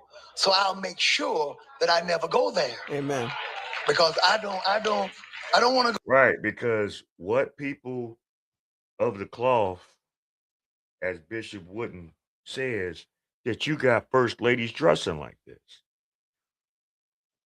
Now, I understand that certain people in the congregation, you know, the congregation tells you, hey, come as you are. And some women, some men come to service that parishioners, they come how they dress. We ain't talking about them. The ones that ain't got no responsibilities, the ones that just come, hopefully they might give tithes, hopefully they might give donations to the church, to the house, to the storefront. Okay, it is what it is. You dress, I mean, we're not judging. They say, come as you are. But we talking about the fucking first lady. The other head of the church. We ain't talking about the bishops. We ain't talking about the deacons. We ain't talking about the ushers. We talking about the first lady.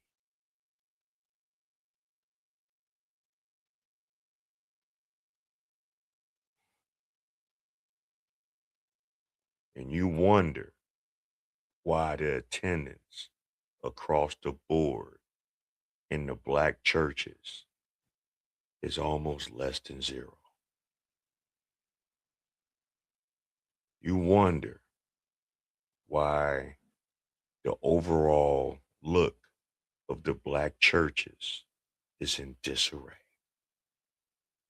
It's because of shit like that. But it'd be men like him, it'd be men like Geno Jennings that be pointing that shit out, and y'all don't want to hear the real gospel. Y'all don't want to hear the real gospel. You want secular living in the church. Everything is fuckery, man. Just like a lot of y'all want bullshit music at y'all parties instead of real music. Because this is a fucking sickness. This is a fucking disease. See, I couldn't be a preacher. I know I heard people say, man, we love your voice. We love how you speak. I can't be a preacher because I can't hold back my language. And I know God ain't through with me yet. I'm trying my best, y'all. But God is guiding me through that. I can't hold my language. I can't hold my profanity because that's how passionate I am behind this shit. And I ain't the most religious motherfucker on the world. I'm not a Bible thumper. I don't read the Bible every goddamn day. And I said, got.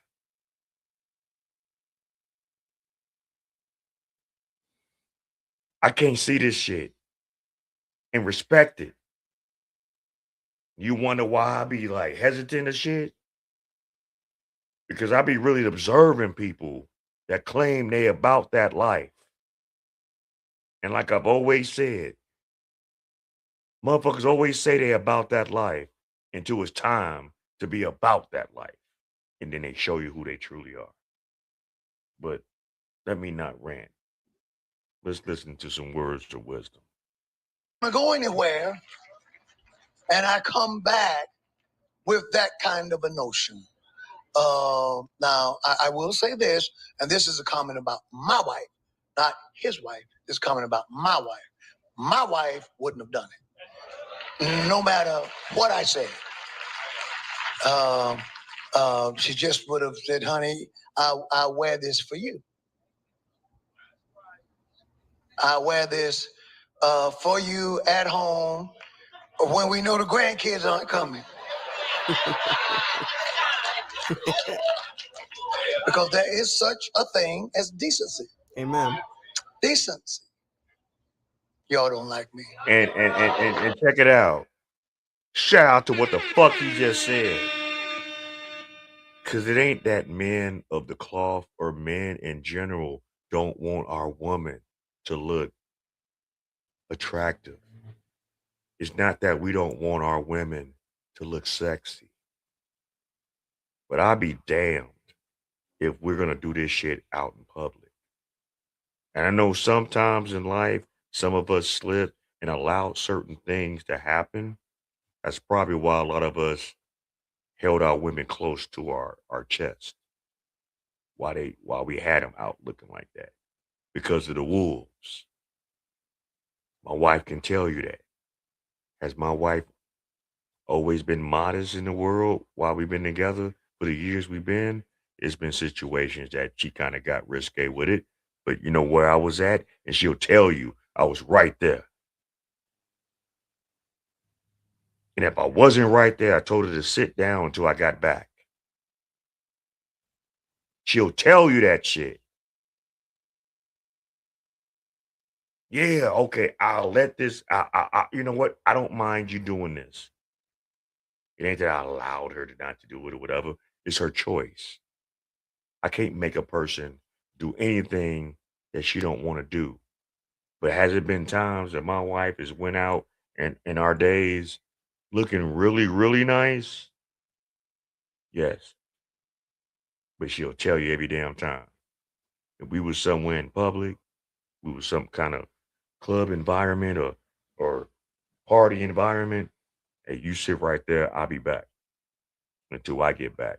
When you walk around, I'm walking with you. If I'm not, my peoples that's with us is walking you where you need to go. She didn't walk around by herself.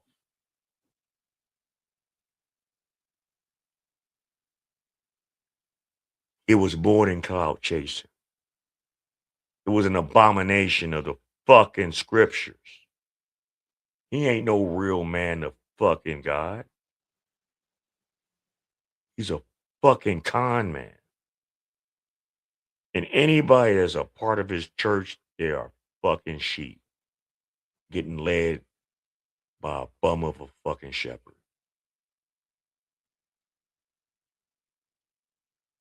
Yeah, I said that shit and I meant that shit. Let's go back to this. Because y'all need to hear this shit. Shout out to Bishop Wooden for this. As decency. Amen. Decency. Y'all don't like me. Not But true. in Love public, you. at an event where everyone will see, I don't know of a greater way for a man to demean his wife. And if he doesn't think that that is demeaning her, there is something wrong with him. But then again, we're also talking about the guy who looked at Cam Newton's legs and told Cam he had pretty legs. Yeah, see, so, something is wrong. And we live in a day where people will amen anything. Come on, The Wooden. members of the church screaming amen of her pastor, the first lady, wearing a dress that is designed to make it appear that she's wearing nothing underneath. Now, I'm going to preach, but I want to tell you this. I've been a man since I was 18. I was almost one before then. But I'm 64 now, so I've been a man for a while. So I want to talk to you about the world of men.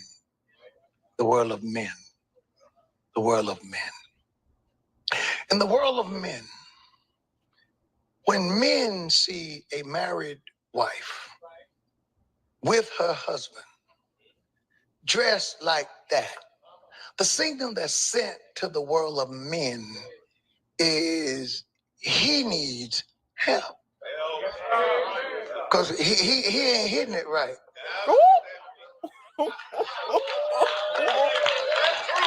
In the world of men. I said the world of men. Now, ladies, don't judge me.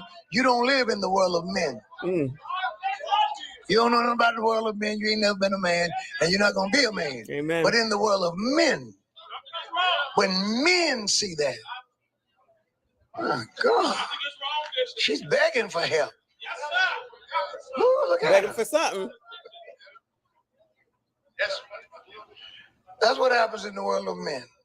Amen. Now, whether it's true or not, that's what happens. And can I give you some observation? I have pastored here. I'm in my 38th, is it 38 or 39th? 38th year. 39th? Oh, Lord, time's passing. But let me tell you what I've observed with few exceptions. I didn't say no exceptions. I said few. Few. And I know I get into this stuff, it takes me too long. But with few exceptions, this is what I've observed.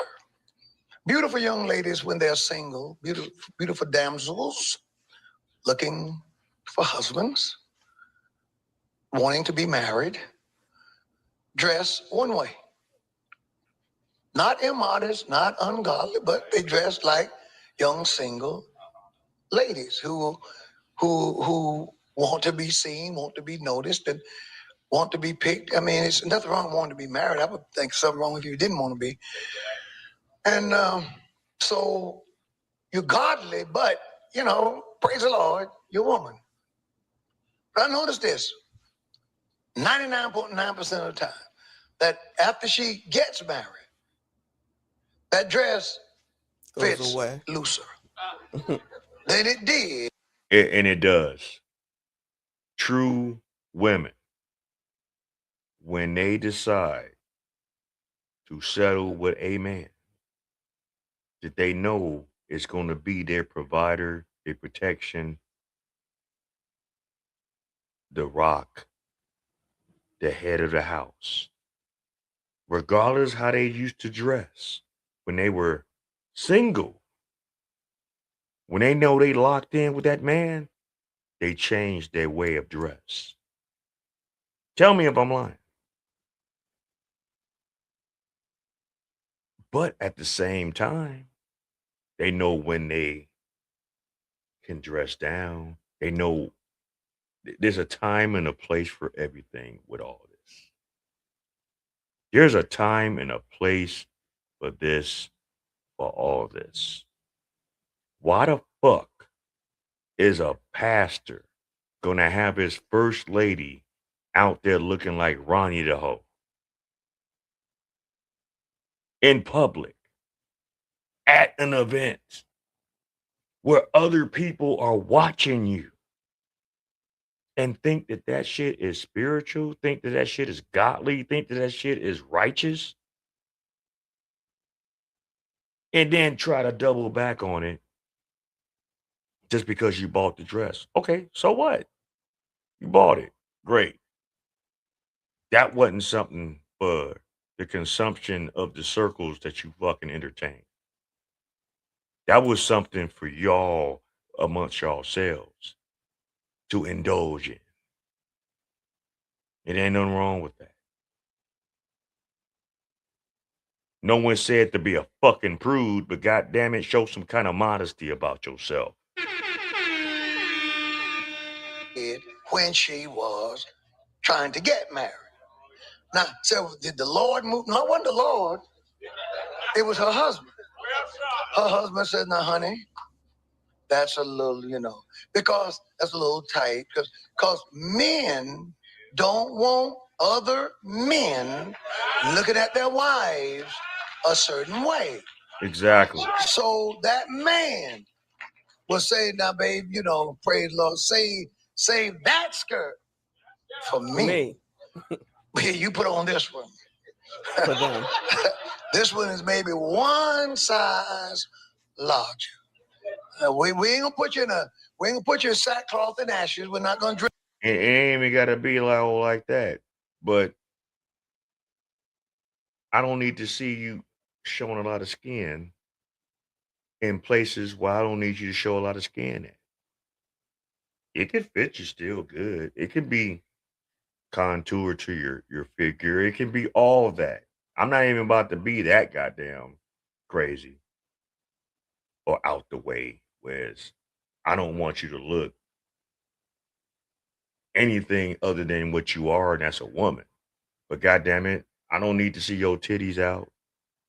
I don't need to see your dress showing up past your knees and showing certain things and certain markings that only I'm supposed to see.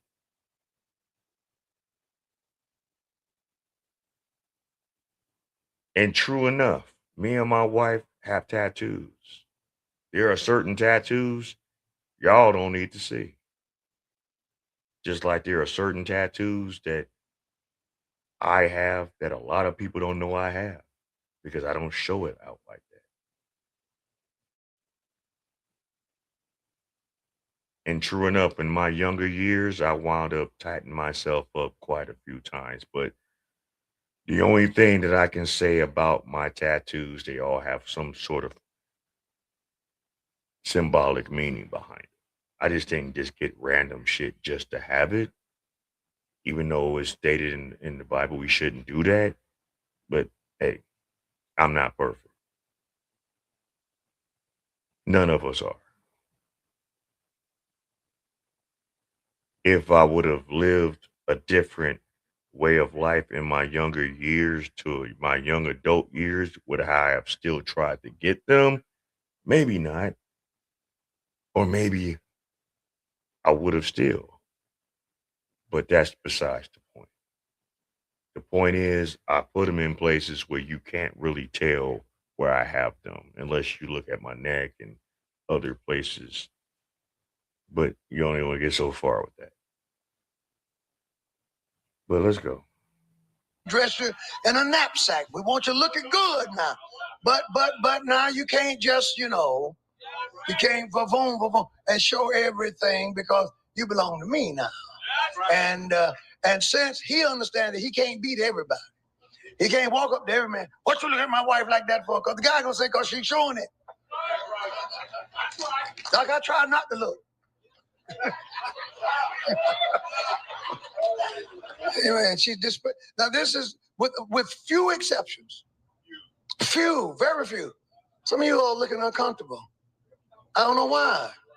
It's the way it works. You get a husband, the husband don't want his wife to look like she's on display. No, he wants his wife to be respected. As a matter of fact, if you want to offend him, look at it the wrong way. Now then he's got a pride. That's what you look at. So that a man would present his wife like that, that says some awful things about him. And I don't want anybody to think that that's the direction we're going in the church. The Bible does teach about modest apparel. The Bible speaks of shamefacedness and sobriety. And anything that you wear that gives the illusion that you are naked is not for public consumption. That's for your bedroom. Amen. And have at it there. It ain't nobody's business, but know how to present yourself in public. And I haven't seen a president's wife dressed like that. Say it again. Matter of fact, do you even see Trump's wife out on display? And she was once back in her day a model, did all that shit. Yeah, she had her past, just like all of us have a past. But now she's in a position of where she's the first lady with the president of the United States. When you see Trump's wife, you don't see her showing out. You see her modest. When you saw Obama's wife, We all know how that shit look.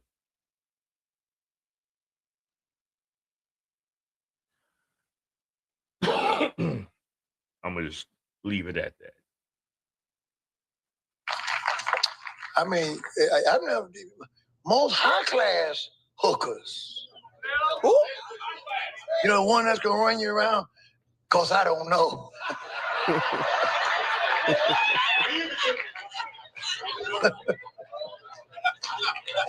One that's gonna run you $10,000 a night. They don't look like that. Like a part of the deal is not to look like that. So the business mogul has an escort on his arm. You know, looking at him, he's 65, and he's 70, and she looks like she just stepped out of a Barbie doll. He's paying. I mean, you know that. Praise God. And she's in love. Yeah, sure is. But she don't look like that because nobody wants anyone with sense on looking like that. I thank God for my wife. I think she dressed wonderfully. Amen. Where's Rocky? It is difficult. You don't go blind because you married. I see titties and booties every day. I see titties and booties every day.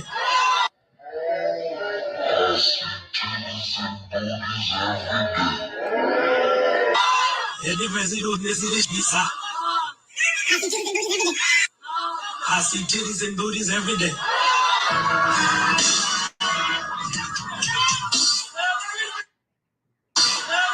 Brothers, y'all gonna leave me out here? I need the men to stand up and say amen. If you ain't said that, all sir.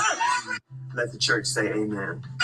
Titties and booties, titties and booties, titties and booties. I see titties and booties, titties and booties, titties and booties, titties and booties. I see titties and every day. Titties and booties, titties and booties, titties and booties. I see titties and booties, titties and booties, titties and booties, titties and booties. The wing makes go. What kind of shit is that? Booties, booties and titties and titties and booties, titties and titties and titties and every day. Booties and titties and titties and booties, booties and titties and titties and booties, booties and titties and titties and booties, booties and titties and titties and every day. Titties and booties, titties and booties, titties and booties, titties and booties, titties and booties, titties and booties, titties and booties, titties and booties, titties and booties, titties and booties.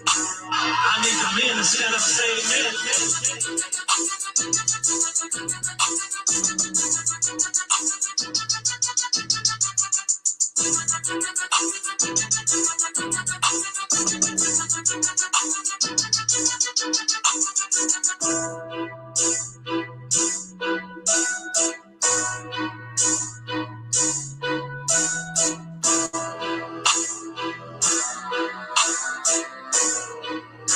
Brothers, y'all gonna leave me out here? Titties and booties, titties and booties, titties and booties. I see titties and booties, titties and booties, titties and booties, titties and booties. I see titties and every day. Titties and God. Yo. That's where a lot of shit is going with the church, man. Anyway, how y'all feeling out there? I hope everybody's feeling good. I hope everyone's doing great. I hope everyone that's coming in, they're hitting the like button. And if you are new, please subscribe. Please subscribe. Please subscribe. Shout out to Messi Mashan for that one. That just, man, that shit was crazy. All right, we're gonna get on this whole shit with Tim Walz. Shout out to my man, the Void Darken Show. A good content creator, you know, that does his thing. He's gonna break down with the whole nightmare with this whole Tim Walz and him dropping out of the race to go for a third term of governor in Minnesota, and this whole scandal that's going on not only in Minnesota with these Somalians, but across the board with a lot of different cities across this country with this scamming with either medical and child care. So without further ado, let's go. Announced that he will not be seeking re-election, and essentially he's rage quit. This comes after billions of fraud has been exposed, And I think the Democrat Party is telling him to bow out now. But first, please like this video, share this video, leave a comment down below, and please do not forget to subscribe. Let's start here.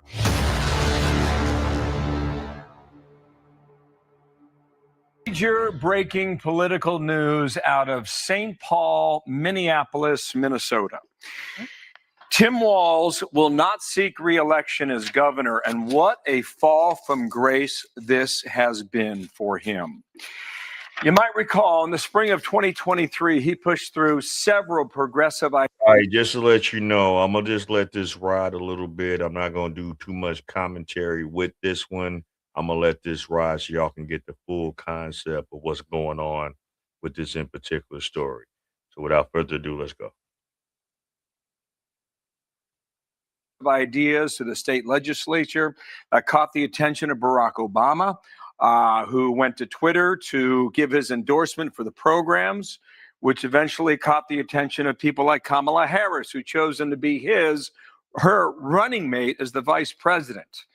Introduced in Chicago at the convention in August of last year, a debate that was an absolute disaster with J.D. Vance. At one point called himself a knucklehead, but after reportedly billions of dollars have been stolen from taxpayers by way of the state of Minnesota, Tim Walz says he will not seek a third term. What a remarkable 2 years in the national spotlight has been for him, Dana. And Walz hit Trump in his announcement. He said Donald Trump and his allies in Washington, in St. Paul, and online want to make our state a colder, meaner place. They want to poison our people against each other by attacking our neighbors. And ultimately, they want to take away much of what makes Minnesota the best place in America to raise a family. Well, we know Minnesota is not the best place to raise a family. We also know that it was Tim Walz himself that wanted the stock price of Tesla to go down, which is such an idiotic statement because people who work in his government have their 401k locked up in Tesla. You think he wouldn't say things like that. So he was looking to pit people against each other. He's the one that said that he was friends with school shooters. OK, he's been just as nasty and toxic as what he accused the president and the GOP of being against him. So, you know, this is nothing new. We've seen this reaction every single time from Democrats when accountability finally arrives. They don't take any of it, and they just, again, want to blame everybody else except themselves. Minnesotans are hard at work on this problem. Advocates, administrators, investigators are on the front lines defending the integrity of our state's programs. And I want to give a very heartfelt thank you to all of them. There is more to do. A single taxpayer dollar wasted on fraud should be intolerable. And while there's a role to play for everyone, from the legislature to prosecutors to insurance companies to local and county government, the buck does stop with me. My administration. Yeah, thank you for telling us that.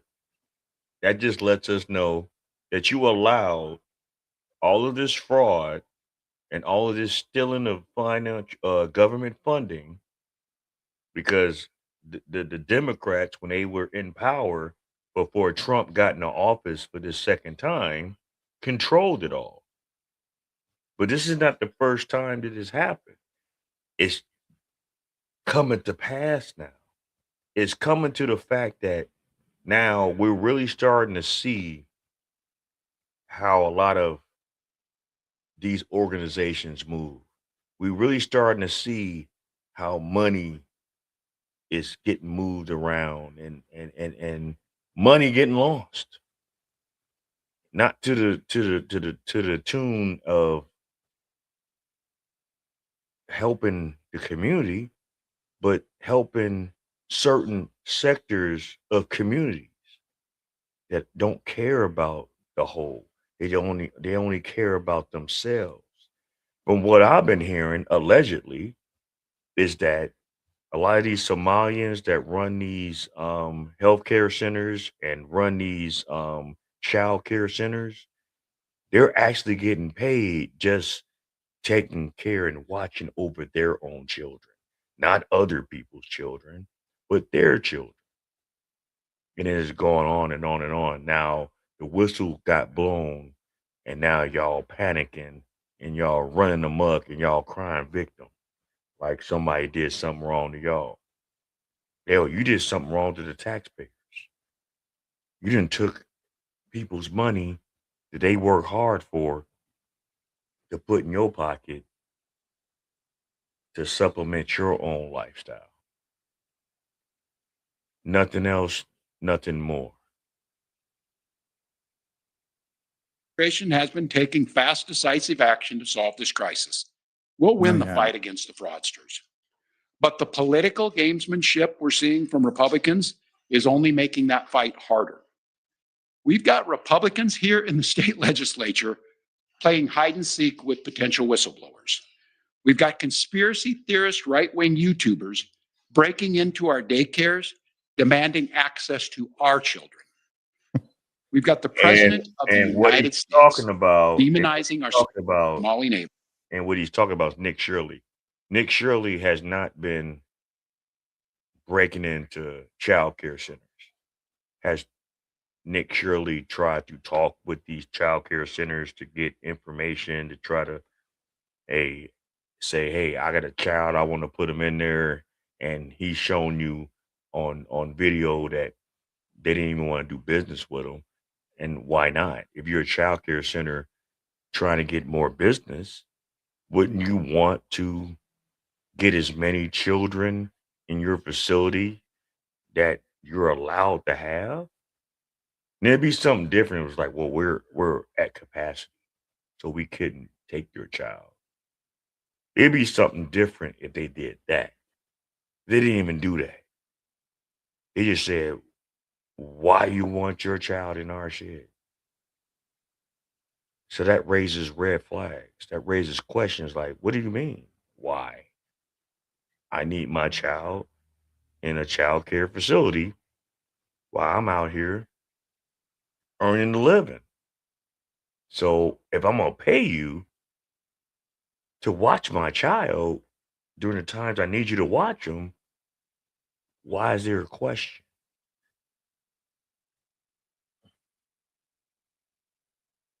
Neighbors and wrongfully confiscating funds that Minnesotans rely on. It's disgusting and it's dangerous. I would argue what is disgusting and dangerous is when a governor clearly lies about what Nick Shirley did. He didn't break into any daycare center. And if he did break into one, why wasn't he arrested? Where is the police report, the videotapes, eyewitnesses? They don't exist because that is a flat out lie from the governor. This is what I'm talking about. They've gotten to a point where they're so low that they'll just lie. They won't even do the political savvy thing, which is just don't make anything clear, be very vague. I mean, he's lying in great detail here. Again, he gaslights people by trying to lead with this idea that he was behind indicting people, that the people working for him, they've done a great job of, stopping fraud. Well, if you're doing a great job of stopping fraud, we wouldn't even be having this conversation. It's like what's happened in California. If Governor Gavin Newsom was so great at stopping homelessness, he wouldn't be looking to hide what happened with the money regarding homelessness, which has only increased, right? So these people are a complete joke. Now, here is the governor continuing to blame Republicans. Republicans are playing politics with the future of the state. It's shameful. And I've said it before, and I will continue to say it. We welcome ideas from anyone, in any party, from any walk of life, who wants to help us continue to stay ahead of these criminals. And we welcome the involvement of the federal government. I am grateful to the career professionals at the U.S. Attorney's Office and the FBI who have been helping us fight this fight for years. But I cannot abide the actions of the political leadership in Washington. These opportunists are willing to hurt our people to score cheap points. They and their allies have no intention of helping us solve this problem and every intention of trying to profit off of it. Which brings me to this. 2026 is an election. 11 years have a way of ramping up the and doing schemes is the best way to do things out in the world, right? I guess scamming the system and pocketing money on kickbacks is the best way how to deal with everyday politics in this country. Okay. All right. politics at a time when we simply can't afford more of that in Minnesota. And so this kind of brings me to who potentially might replace Tim Walz here. And we have to go to Kalshi to see what the prediction market is saying, which today's sponsor is Kalshi, by the way. You guys can go to kalshi.com/Devori, where they're going to give you guys a $10 credit if you choose to put up $100. And one thing you could do is look at this. Democrat nominee for governor in Minnesota, 81%, says Amy Klobuchar is 81. And then Steve Simon, which I haven't really heard his name, Dean Phillips at 4%. And yeah, so you can literally pretty much bet on anything you want. That's the cool thing about Kalshi. And they have other ones, obviously, who will lead Venezuela at the end of 2026.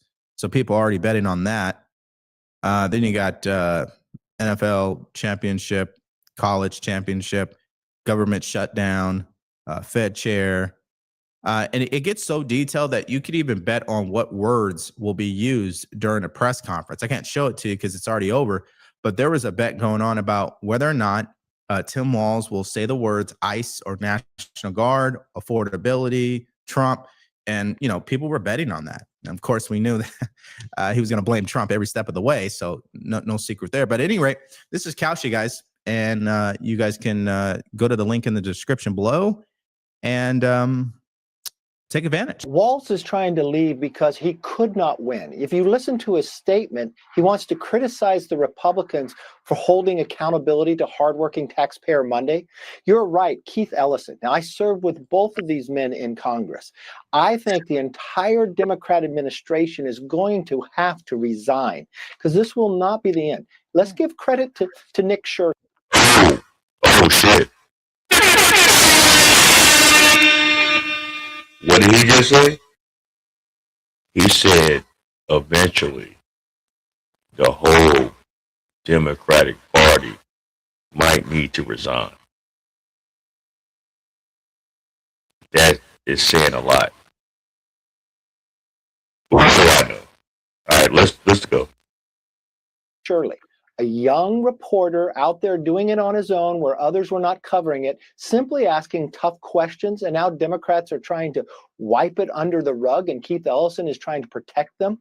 The next shoe I think that will drop is these daycare centers that were fake. They use this money also to fund Democrats' campaigns. I think a number of Democrats is now it's going to raise the issue. Republicans have to be smart, and this is where I'd listen to Tom Emmer. Let's get the right candidate to run in Minnesota. Tom ran a number of years ago and came less than 1% of winning. Now, I think he's too critical, and we need to keep him in the House, but I think he knows how to win in Minnesota as well. And let's put the right team forward, bring accountability back to this state, and it's just another prime example of mismanaged states by Democrat liberal policies that get us into this mess. In other words, he knows that. In other words, it has finally told you that the liberals are megalomaniacs. This is finally showing you how the liberals and the far left are fucking up this country. I don't know what more y'all need to see. What more evidence that you need to get on your front step? But if y'all don't see this as a problem, I don't know what to tell you.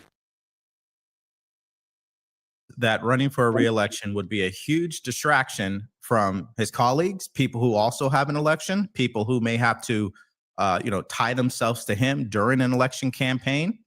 He would be more of a net negative, not a net positive. He probably knows that going into the spotlight once again, he'd get clearly exposed. Remember, the last time he got exposed for stolen valor. I can't believe people elected a guy who clearly lied about his rank. Now, to cap all of this off is his final clip here, and this is about him celebrating these progressive policies that are going to cost a lot of money. And the people who are going to pay for it is not the people receiving these programs.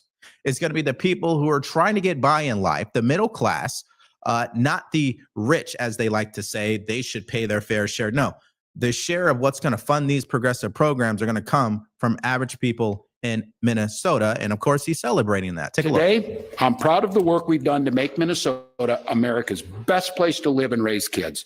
From our new paid leave policy to our child tax credit to our school lunch programs feeding every single child. And I'm doubly proud of the incredible team we put together to make this vision a reality. I want to take a moment to thank every member of my staff, to every single state employee who has been part of this fight. Now more than ever, I need you on the job. I need you to help work together to tackle the important work in front of us. And most of all, I want Minnesotans to know how grateful I am for the opportunity to serve this state, for the privilege that I have been given to serve in this office.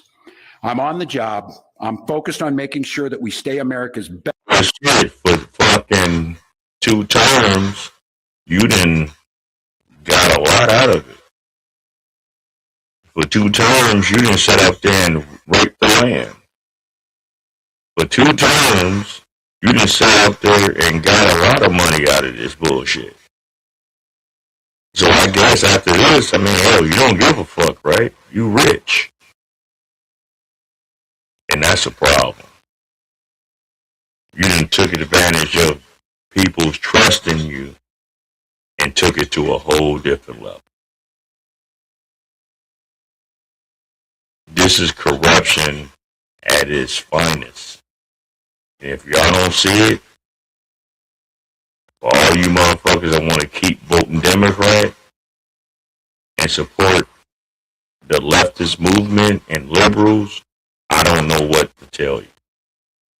I don't have an antidote for your problems or your issues or your ills or your mental anguish.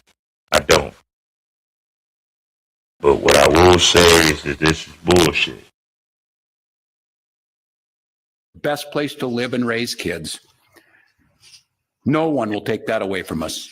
I'm proud of the way we treat our neighbors. I'm proud of the way that we welcome people to this state. I'm proud of the way that we innovate. And I'm proud of the way that we are optimists for the future. No one's taking this away from us. Not the fraudsters, certainly not this president, not on my watch.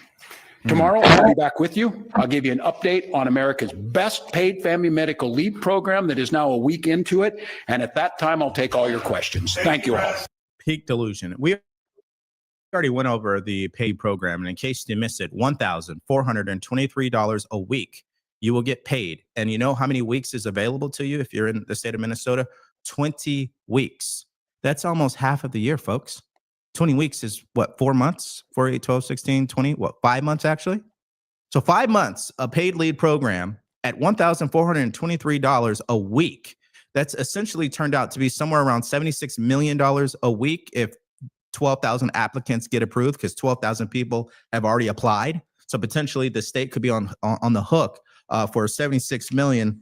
And if we do the math on that, 76 million turns out to be 76 million times 20 weeks turns out to be $1.5 billion. And goddamn it, but we crying and bitching and moaning that we broke in this country. Check 1, 2.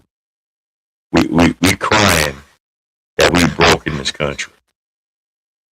We are crying that we ain't got the necessary shit. We don't have the necessary help for healthcare, food, housing, all that, right? But these motherfuckers can jag off billions on our tax dollars.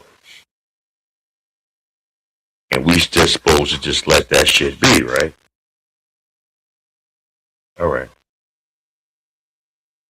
And just really quickly here, the president did post on Truth Social by saying the following: Minnesota's corrupt governor will possibly leave office before his term is up.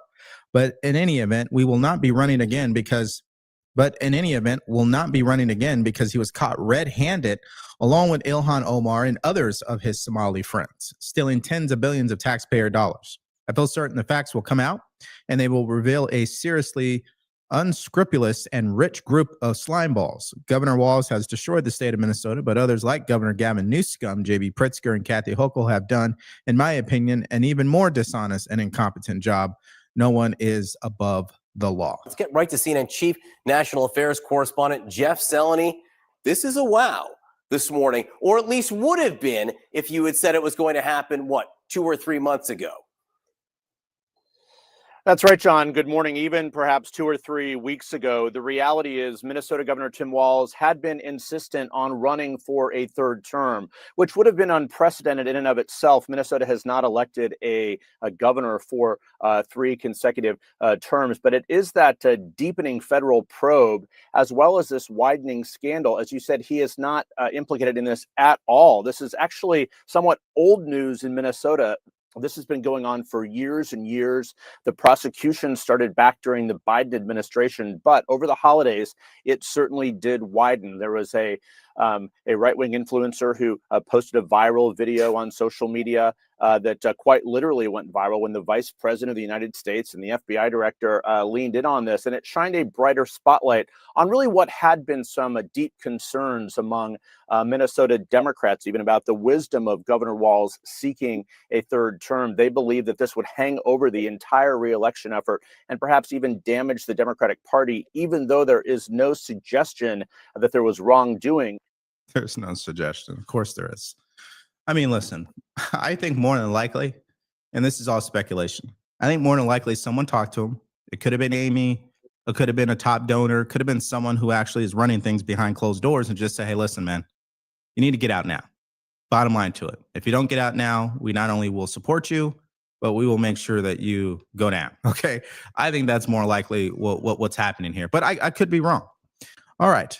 Let's hop back into this because I want to show you what the president had to say on Air Force One yesterday. And it's just interesting, the timing, because this wasn't today, this was yesterday. But it makes sense now. It's not even believable.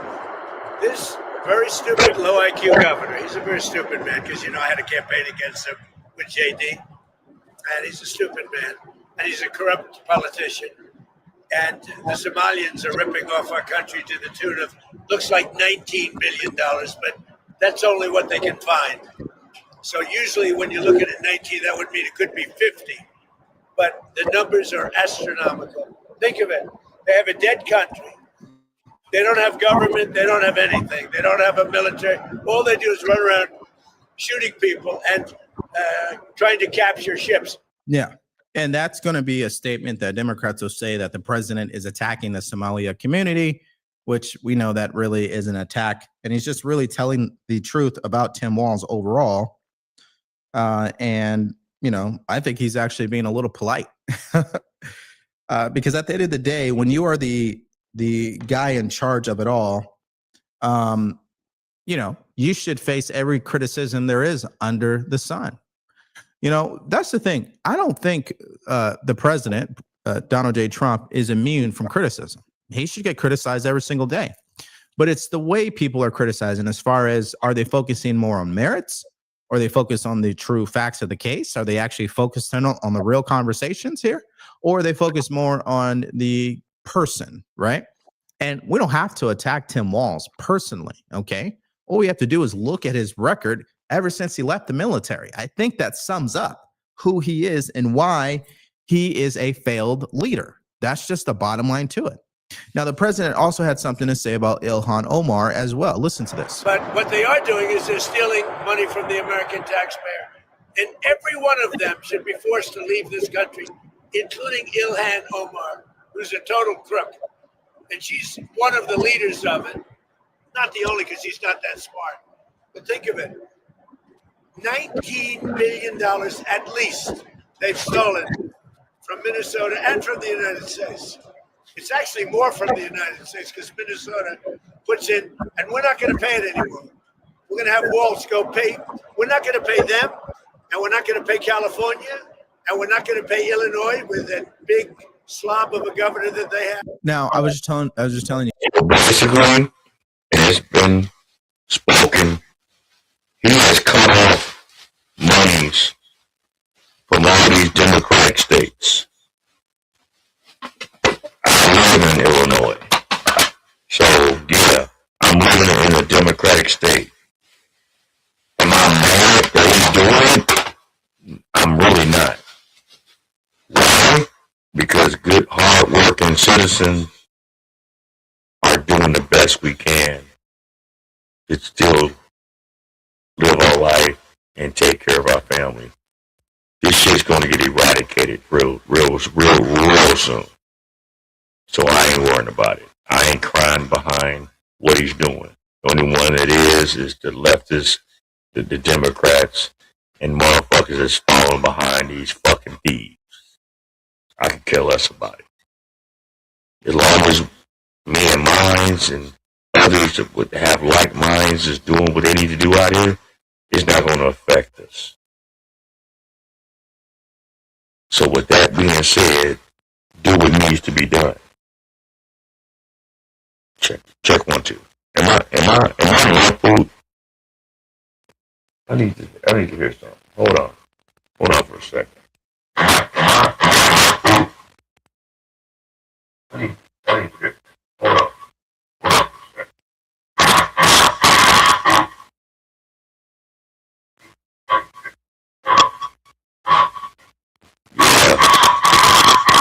I'm sounding all fucked up. Hold on for a second, y'all.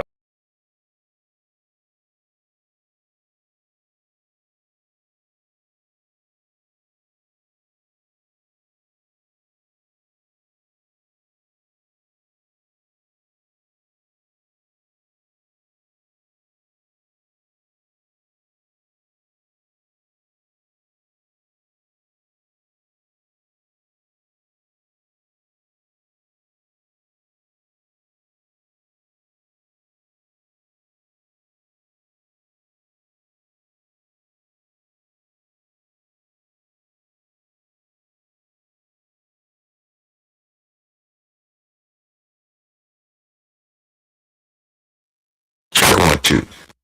Check 1 2. Can y'all hear me right?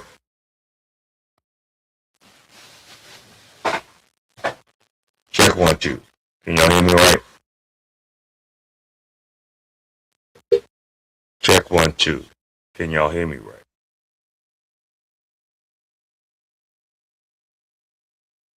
Check 1 2. Can y'all hear me? Okay. Check 1 2. Okay. Check 1 2. Okay, I see what I did.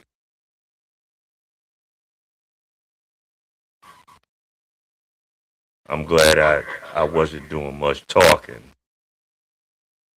Yeah, because I had my shit all fucked up. But can y'all hear me good?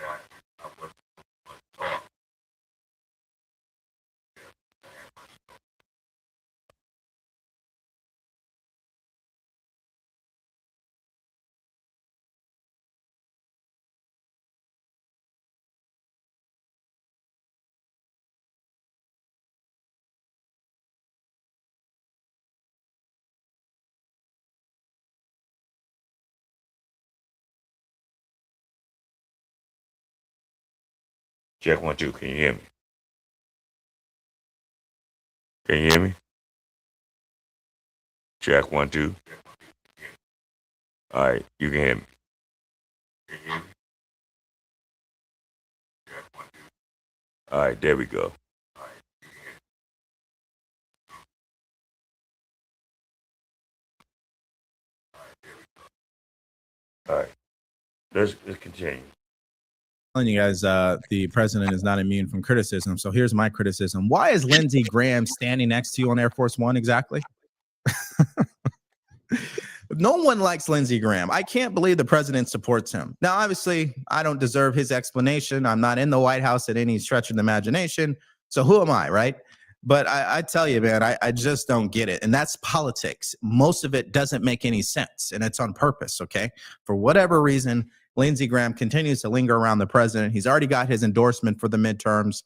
And that is just a shameful thing, in my opinion. But at any rate. Yeah. All right. We're going to end that. I'm going to do one more video reaction. and then we're gonna end this because I don't know what's going on. I'm having like some other technical difficulties because StreamYard is StreamYard. But shout out to Charles Forte for putting this in particular video out. So without further ado, we're gonna do this. Let's continue on what we got going on. So we're locked in, you guys, with the continuing coverage of President Trump launching the military operation that led to the arrest of Nicolas Maduro, the socialist dictator of Venezuela. And as I've been telling you, you guys have been watching the content, Venezuelans around the world are cheering this. They're rejoicing. They're celebrating the collapse of a brutal dictatorship that has finally been removed from power. And so now, for the first time in years, you'll hear many of them attest that the people of Venezuela have an opportunity to rebuild their country, enjoy peace, hopefully hold fair and free elections, and pursue prosperity at home. But here's the irony. While Venezuelans are celebrating freedom, Democrats and liberals don't seem nearly as excited to see the very people they've claimed to support finally have a country of their own to return to and fix. The contradictions tell you everything you need to know. And so let me know you love the video by smashing that thumbs up. Subscribe for the channel for more and share this video. That way more people see what's really going on. Does America even need Venezuelan oil? And I can kind of understand your point, because if you look at just total oil production, look, this is up until 2005, the US was there, Venezuela was there, Saudi Arabia was there. But as you probably know, since then, everything has changed. Look, American output has gone through the roof, way above Saudi Arabia. And Venezuela has gone basically to the floor. And that's kind of post Chavez, Maduro. They're one of the minnows now, and I think 21st biggest producer in the world. So again, that question, why should America care? Well, in the US, that big rise is largely down to this. It's down to the shale revolution. So you've got fracking all around the US producing extraordinary amounts of crude oil. Look at total oil reserves around the world. The higher these bars are, the more oil there is in the ground, so that hasn't yet been taken out of the ground. So there you've got Saudi, Iran, Iraq, all of the usual suspects. But the biggest of all, and this is according to various different sources, the biggest of all is Venezuela. And what's that oil? It's the heavy, tarry stuff that you might well want to put into those American refineries. And there is really only one other place in the world that has a kind of serious amount of heavy oil other than Canada and Venezuela. And lo and behold, guess where that is? It's Russia. They are not going to be very happy. So China buys oil from Venezuela at about a 20 to 30% discount. So they get discounted oil, they get discounted gas. The Russians have been using their so-called shadow fleet of tankers to move oil around the world to help fund their efforts in Ukraine. So neither the country is going to be happy. But at this point, with Maduro gone, there's not much that they can complain about. Hopefully from here on in, we see free and fair elections in Venezuela and allowing the Venezuelan people to rule their country. So yeah, shit's getting fucked up right now. And yeah. Shit about to get real in this world, in this country.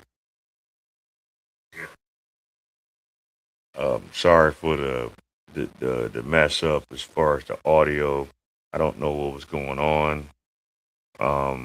I'll figure that out after I'm done with tonight. But if you heard distortion on my end vocally, I don't know what happened with that. It just happened all of a sudden. But we're going to let this ride out. Country rather than the strongman Maduro. Yeah, and so, ladies and gentlemen, you heard that. And this is what's happening now, because we know that Democrats, they don't really have anything to stand on as a party anymore. Other than whatever Trump does, we do the opposite, even if it's clearly good for this country. And so now what you're seeing is the Democrats and the liberal media, they're rolling out all the same talking points. This is all about the oil. But here's the problem with that narrative. They clearly did not listen to the president's press conference. He never denied that. He never denied that oil was a part of the equation. In fact, he openly acknowledged it. He explained that energy security is one of the reasons Maduro had to be removed, because allowing hostile adversaries to gain influence in our backyard is a non-starter. We're not playing those games with China and Russia. And that's exactly what Venezuela became under Maduro, a gateway for our adversaries right on America's doorsteps. And the president made it clear that wasn't going to continue. But despite all of that, you still have people like Kamala Harris popping up trying to manufacture a so-called gotcha moment as if it wasn't already explained plainly and directly. So listen to this. This is really interesting. 2024. Remember, in 2024, we are offering $25 million. This was the Biden administration. We are offering $25 million for information leading to the arrest of Nicolas Maduro, the president of Venezuela. Also, Kamala Harris, 2025. How dare Donald Trump arrest Maduro? And so here goes a bit of what she posted. Donald Trump's actions in Venezuela do not make America safer, stronger, or more affordable. That Maduro is a brutal, illegitimate dictator does not change the fact that this action was both unlawful and unwise. We've seen this movie before. Wars for regime change or oil that are sold as strength but turn into chaos, and American families pay the price.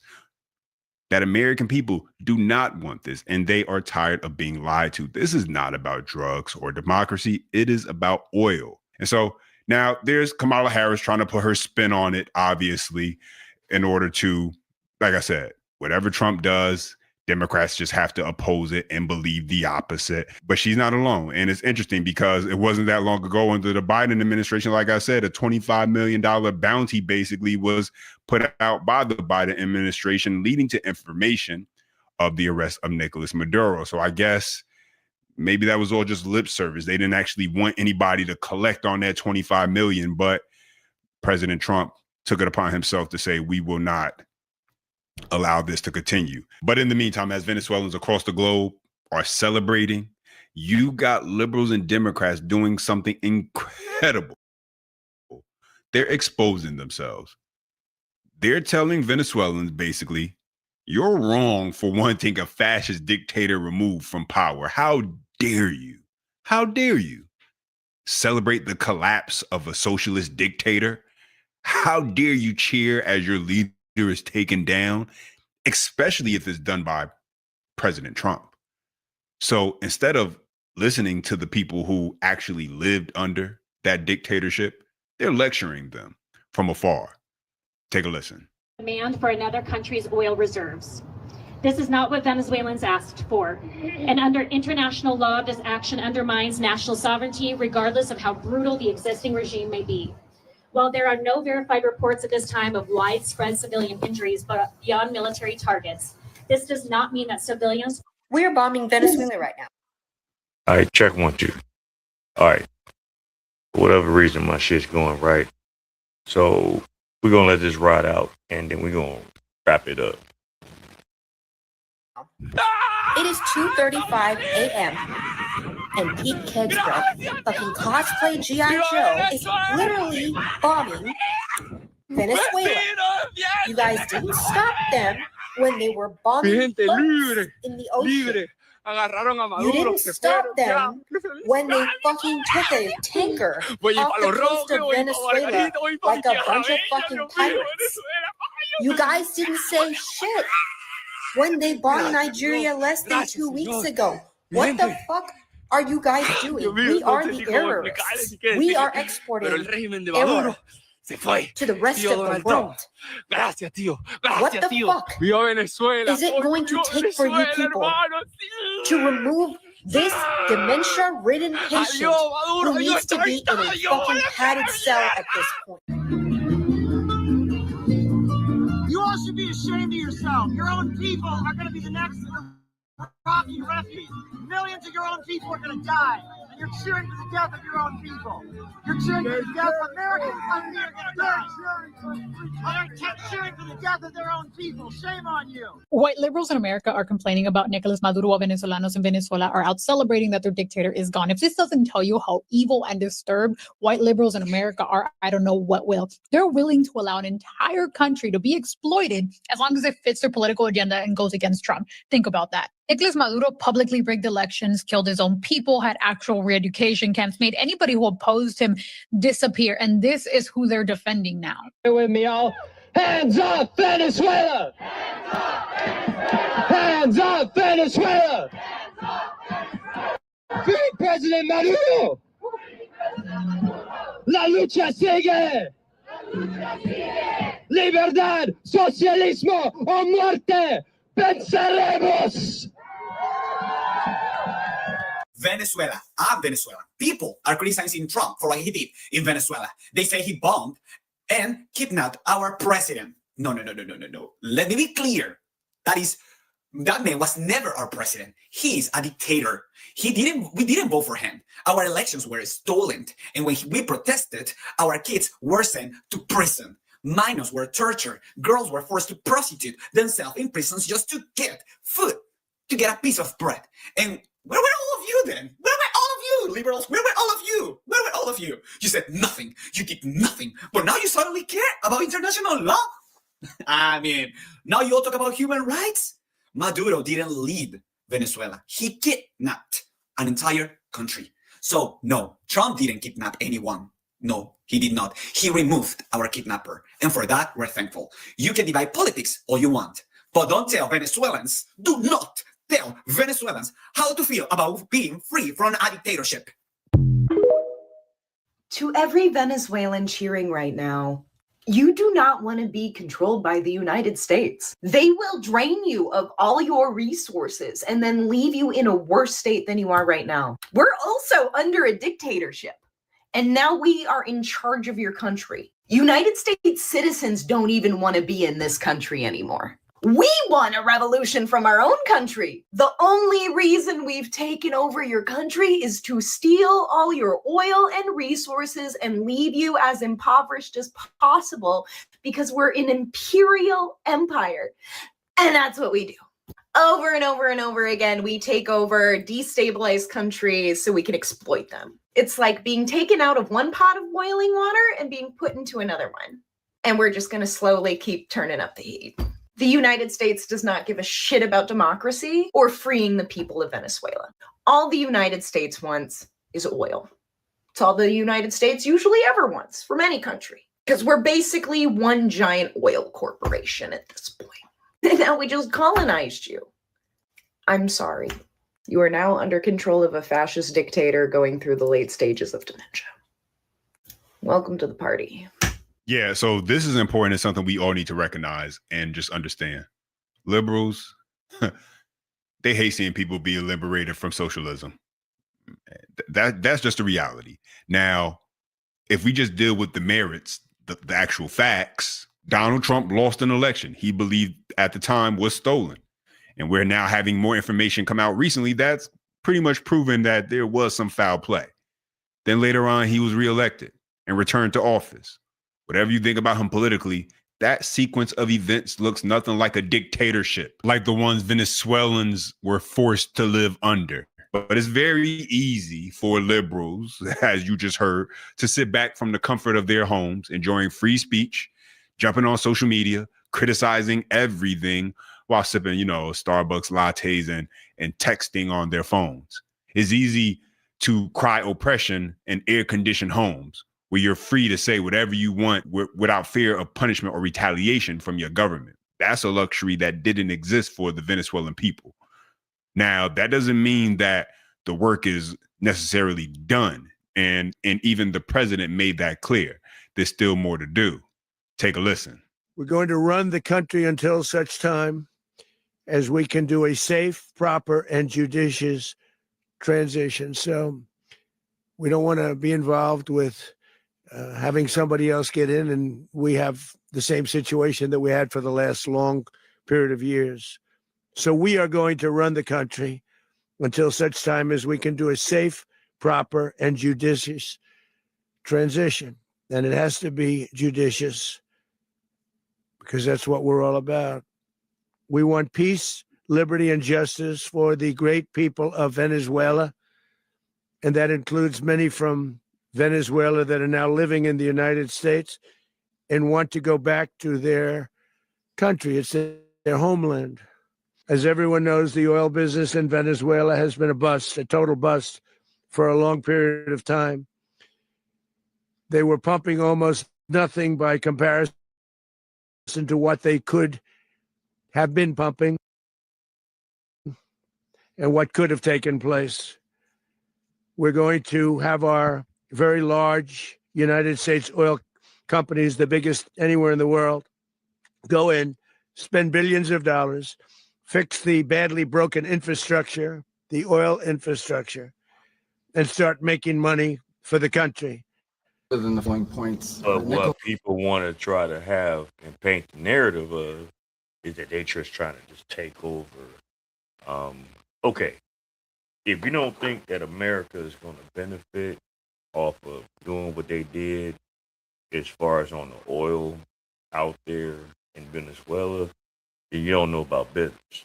But are they trying to take it over and keep it for themselves? No, that's not what he's trying to do. He's making deals. He's a businessman. That's what businessmen do. They make deals. But see, these far left liberals, these radical minded thinking people think that, oh, he's just trying to do that shit so he can just take over all of it. It's not going to happen. If that was the case, we would have took over Iraq. We would have took over Iran. We would have took over Saudi Arabia. We would have took over Russia. We would have took over all these other countries. If certain powers to be in this country was really about complete domination, you can only get so far with this shit. Yeah, we can do some deals, but at the same time, you can only do so much. Oil is big business. I mean, big business. If you don't believe me, watch the TV series The Landing, and you'll understand what that business is really all about. But other than that,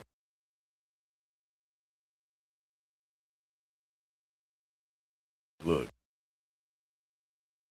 that's been a thing in this country since the Bush days, since the fucking Kennedy days, about controlling natural resources, if you really want to go there. And that's from both Democrat and Republican sides. Look at the history. So let's not just think, oh, this big bad Trump is just trying to take it over. This has been an ongoing thing since history of understanding natural resources in this country. But anyway, what do I learn your Maduro history? was indicted in 2020 in the United States. He is not the legitimate president of Venezuela. That's not just us saying it. The first Trump administration, the Biden administration, the second Trump administration, none of those three recognized him. He's not recognized by the European Union and multiple countries around the world. He is a fugitive of American justice with a $50 million reward, which I guess we saved $50 million. And We should make sure. yeah, exactly. But Don't let anybody claim it. Nobody deserves it but us. But I want to be clear about one thing. Nicolas Maduro had multiple opportunities to avoid this. He was provided multiple very, very, very generous offers and chose instead to act like a wild man, chose instead to play around. And the result is what we saw tonight. The other message here is the following. You have a guy, like many people around the world, they like to play games. You have a guy who decides he's going to invite Iran into his country, is going to, do the confiscation of American oil companies, is going to flood our country with gang members, is going to take Americans prisoner and try to hold them for hostage and trade them like he was able to do with the Biden administration. Basically likes to play games all this time and thinks nothing's going to happen. And I hope what people now understand is we have a president. The 47th president of the United States is not a game player. When he tells you that he's going to do something, when tells you he's going to address a problem, he means it. He actions it. I can tell you, I've watched this process now for 14, 15 years, been around it. Everybody talks. I'm going to do this. I'm going to do that. When I get there, we're going to do this. We're going to take. This is a president of action. Like, I don't understand yet how they haven't figured this out. And now, if you don't know, now you know.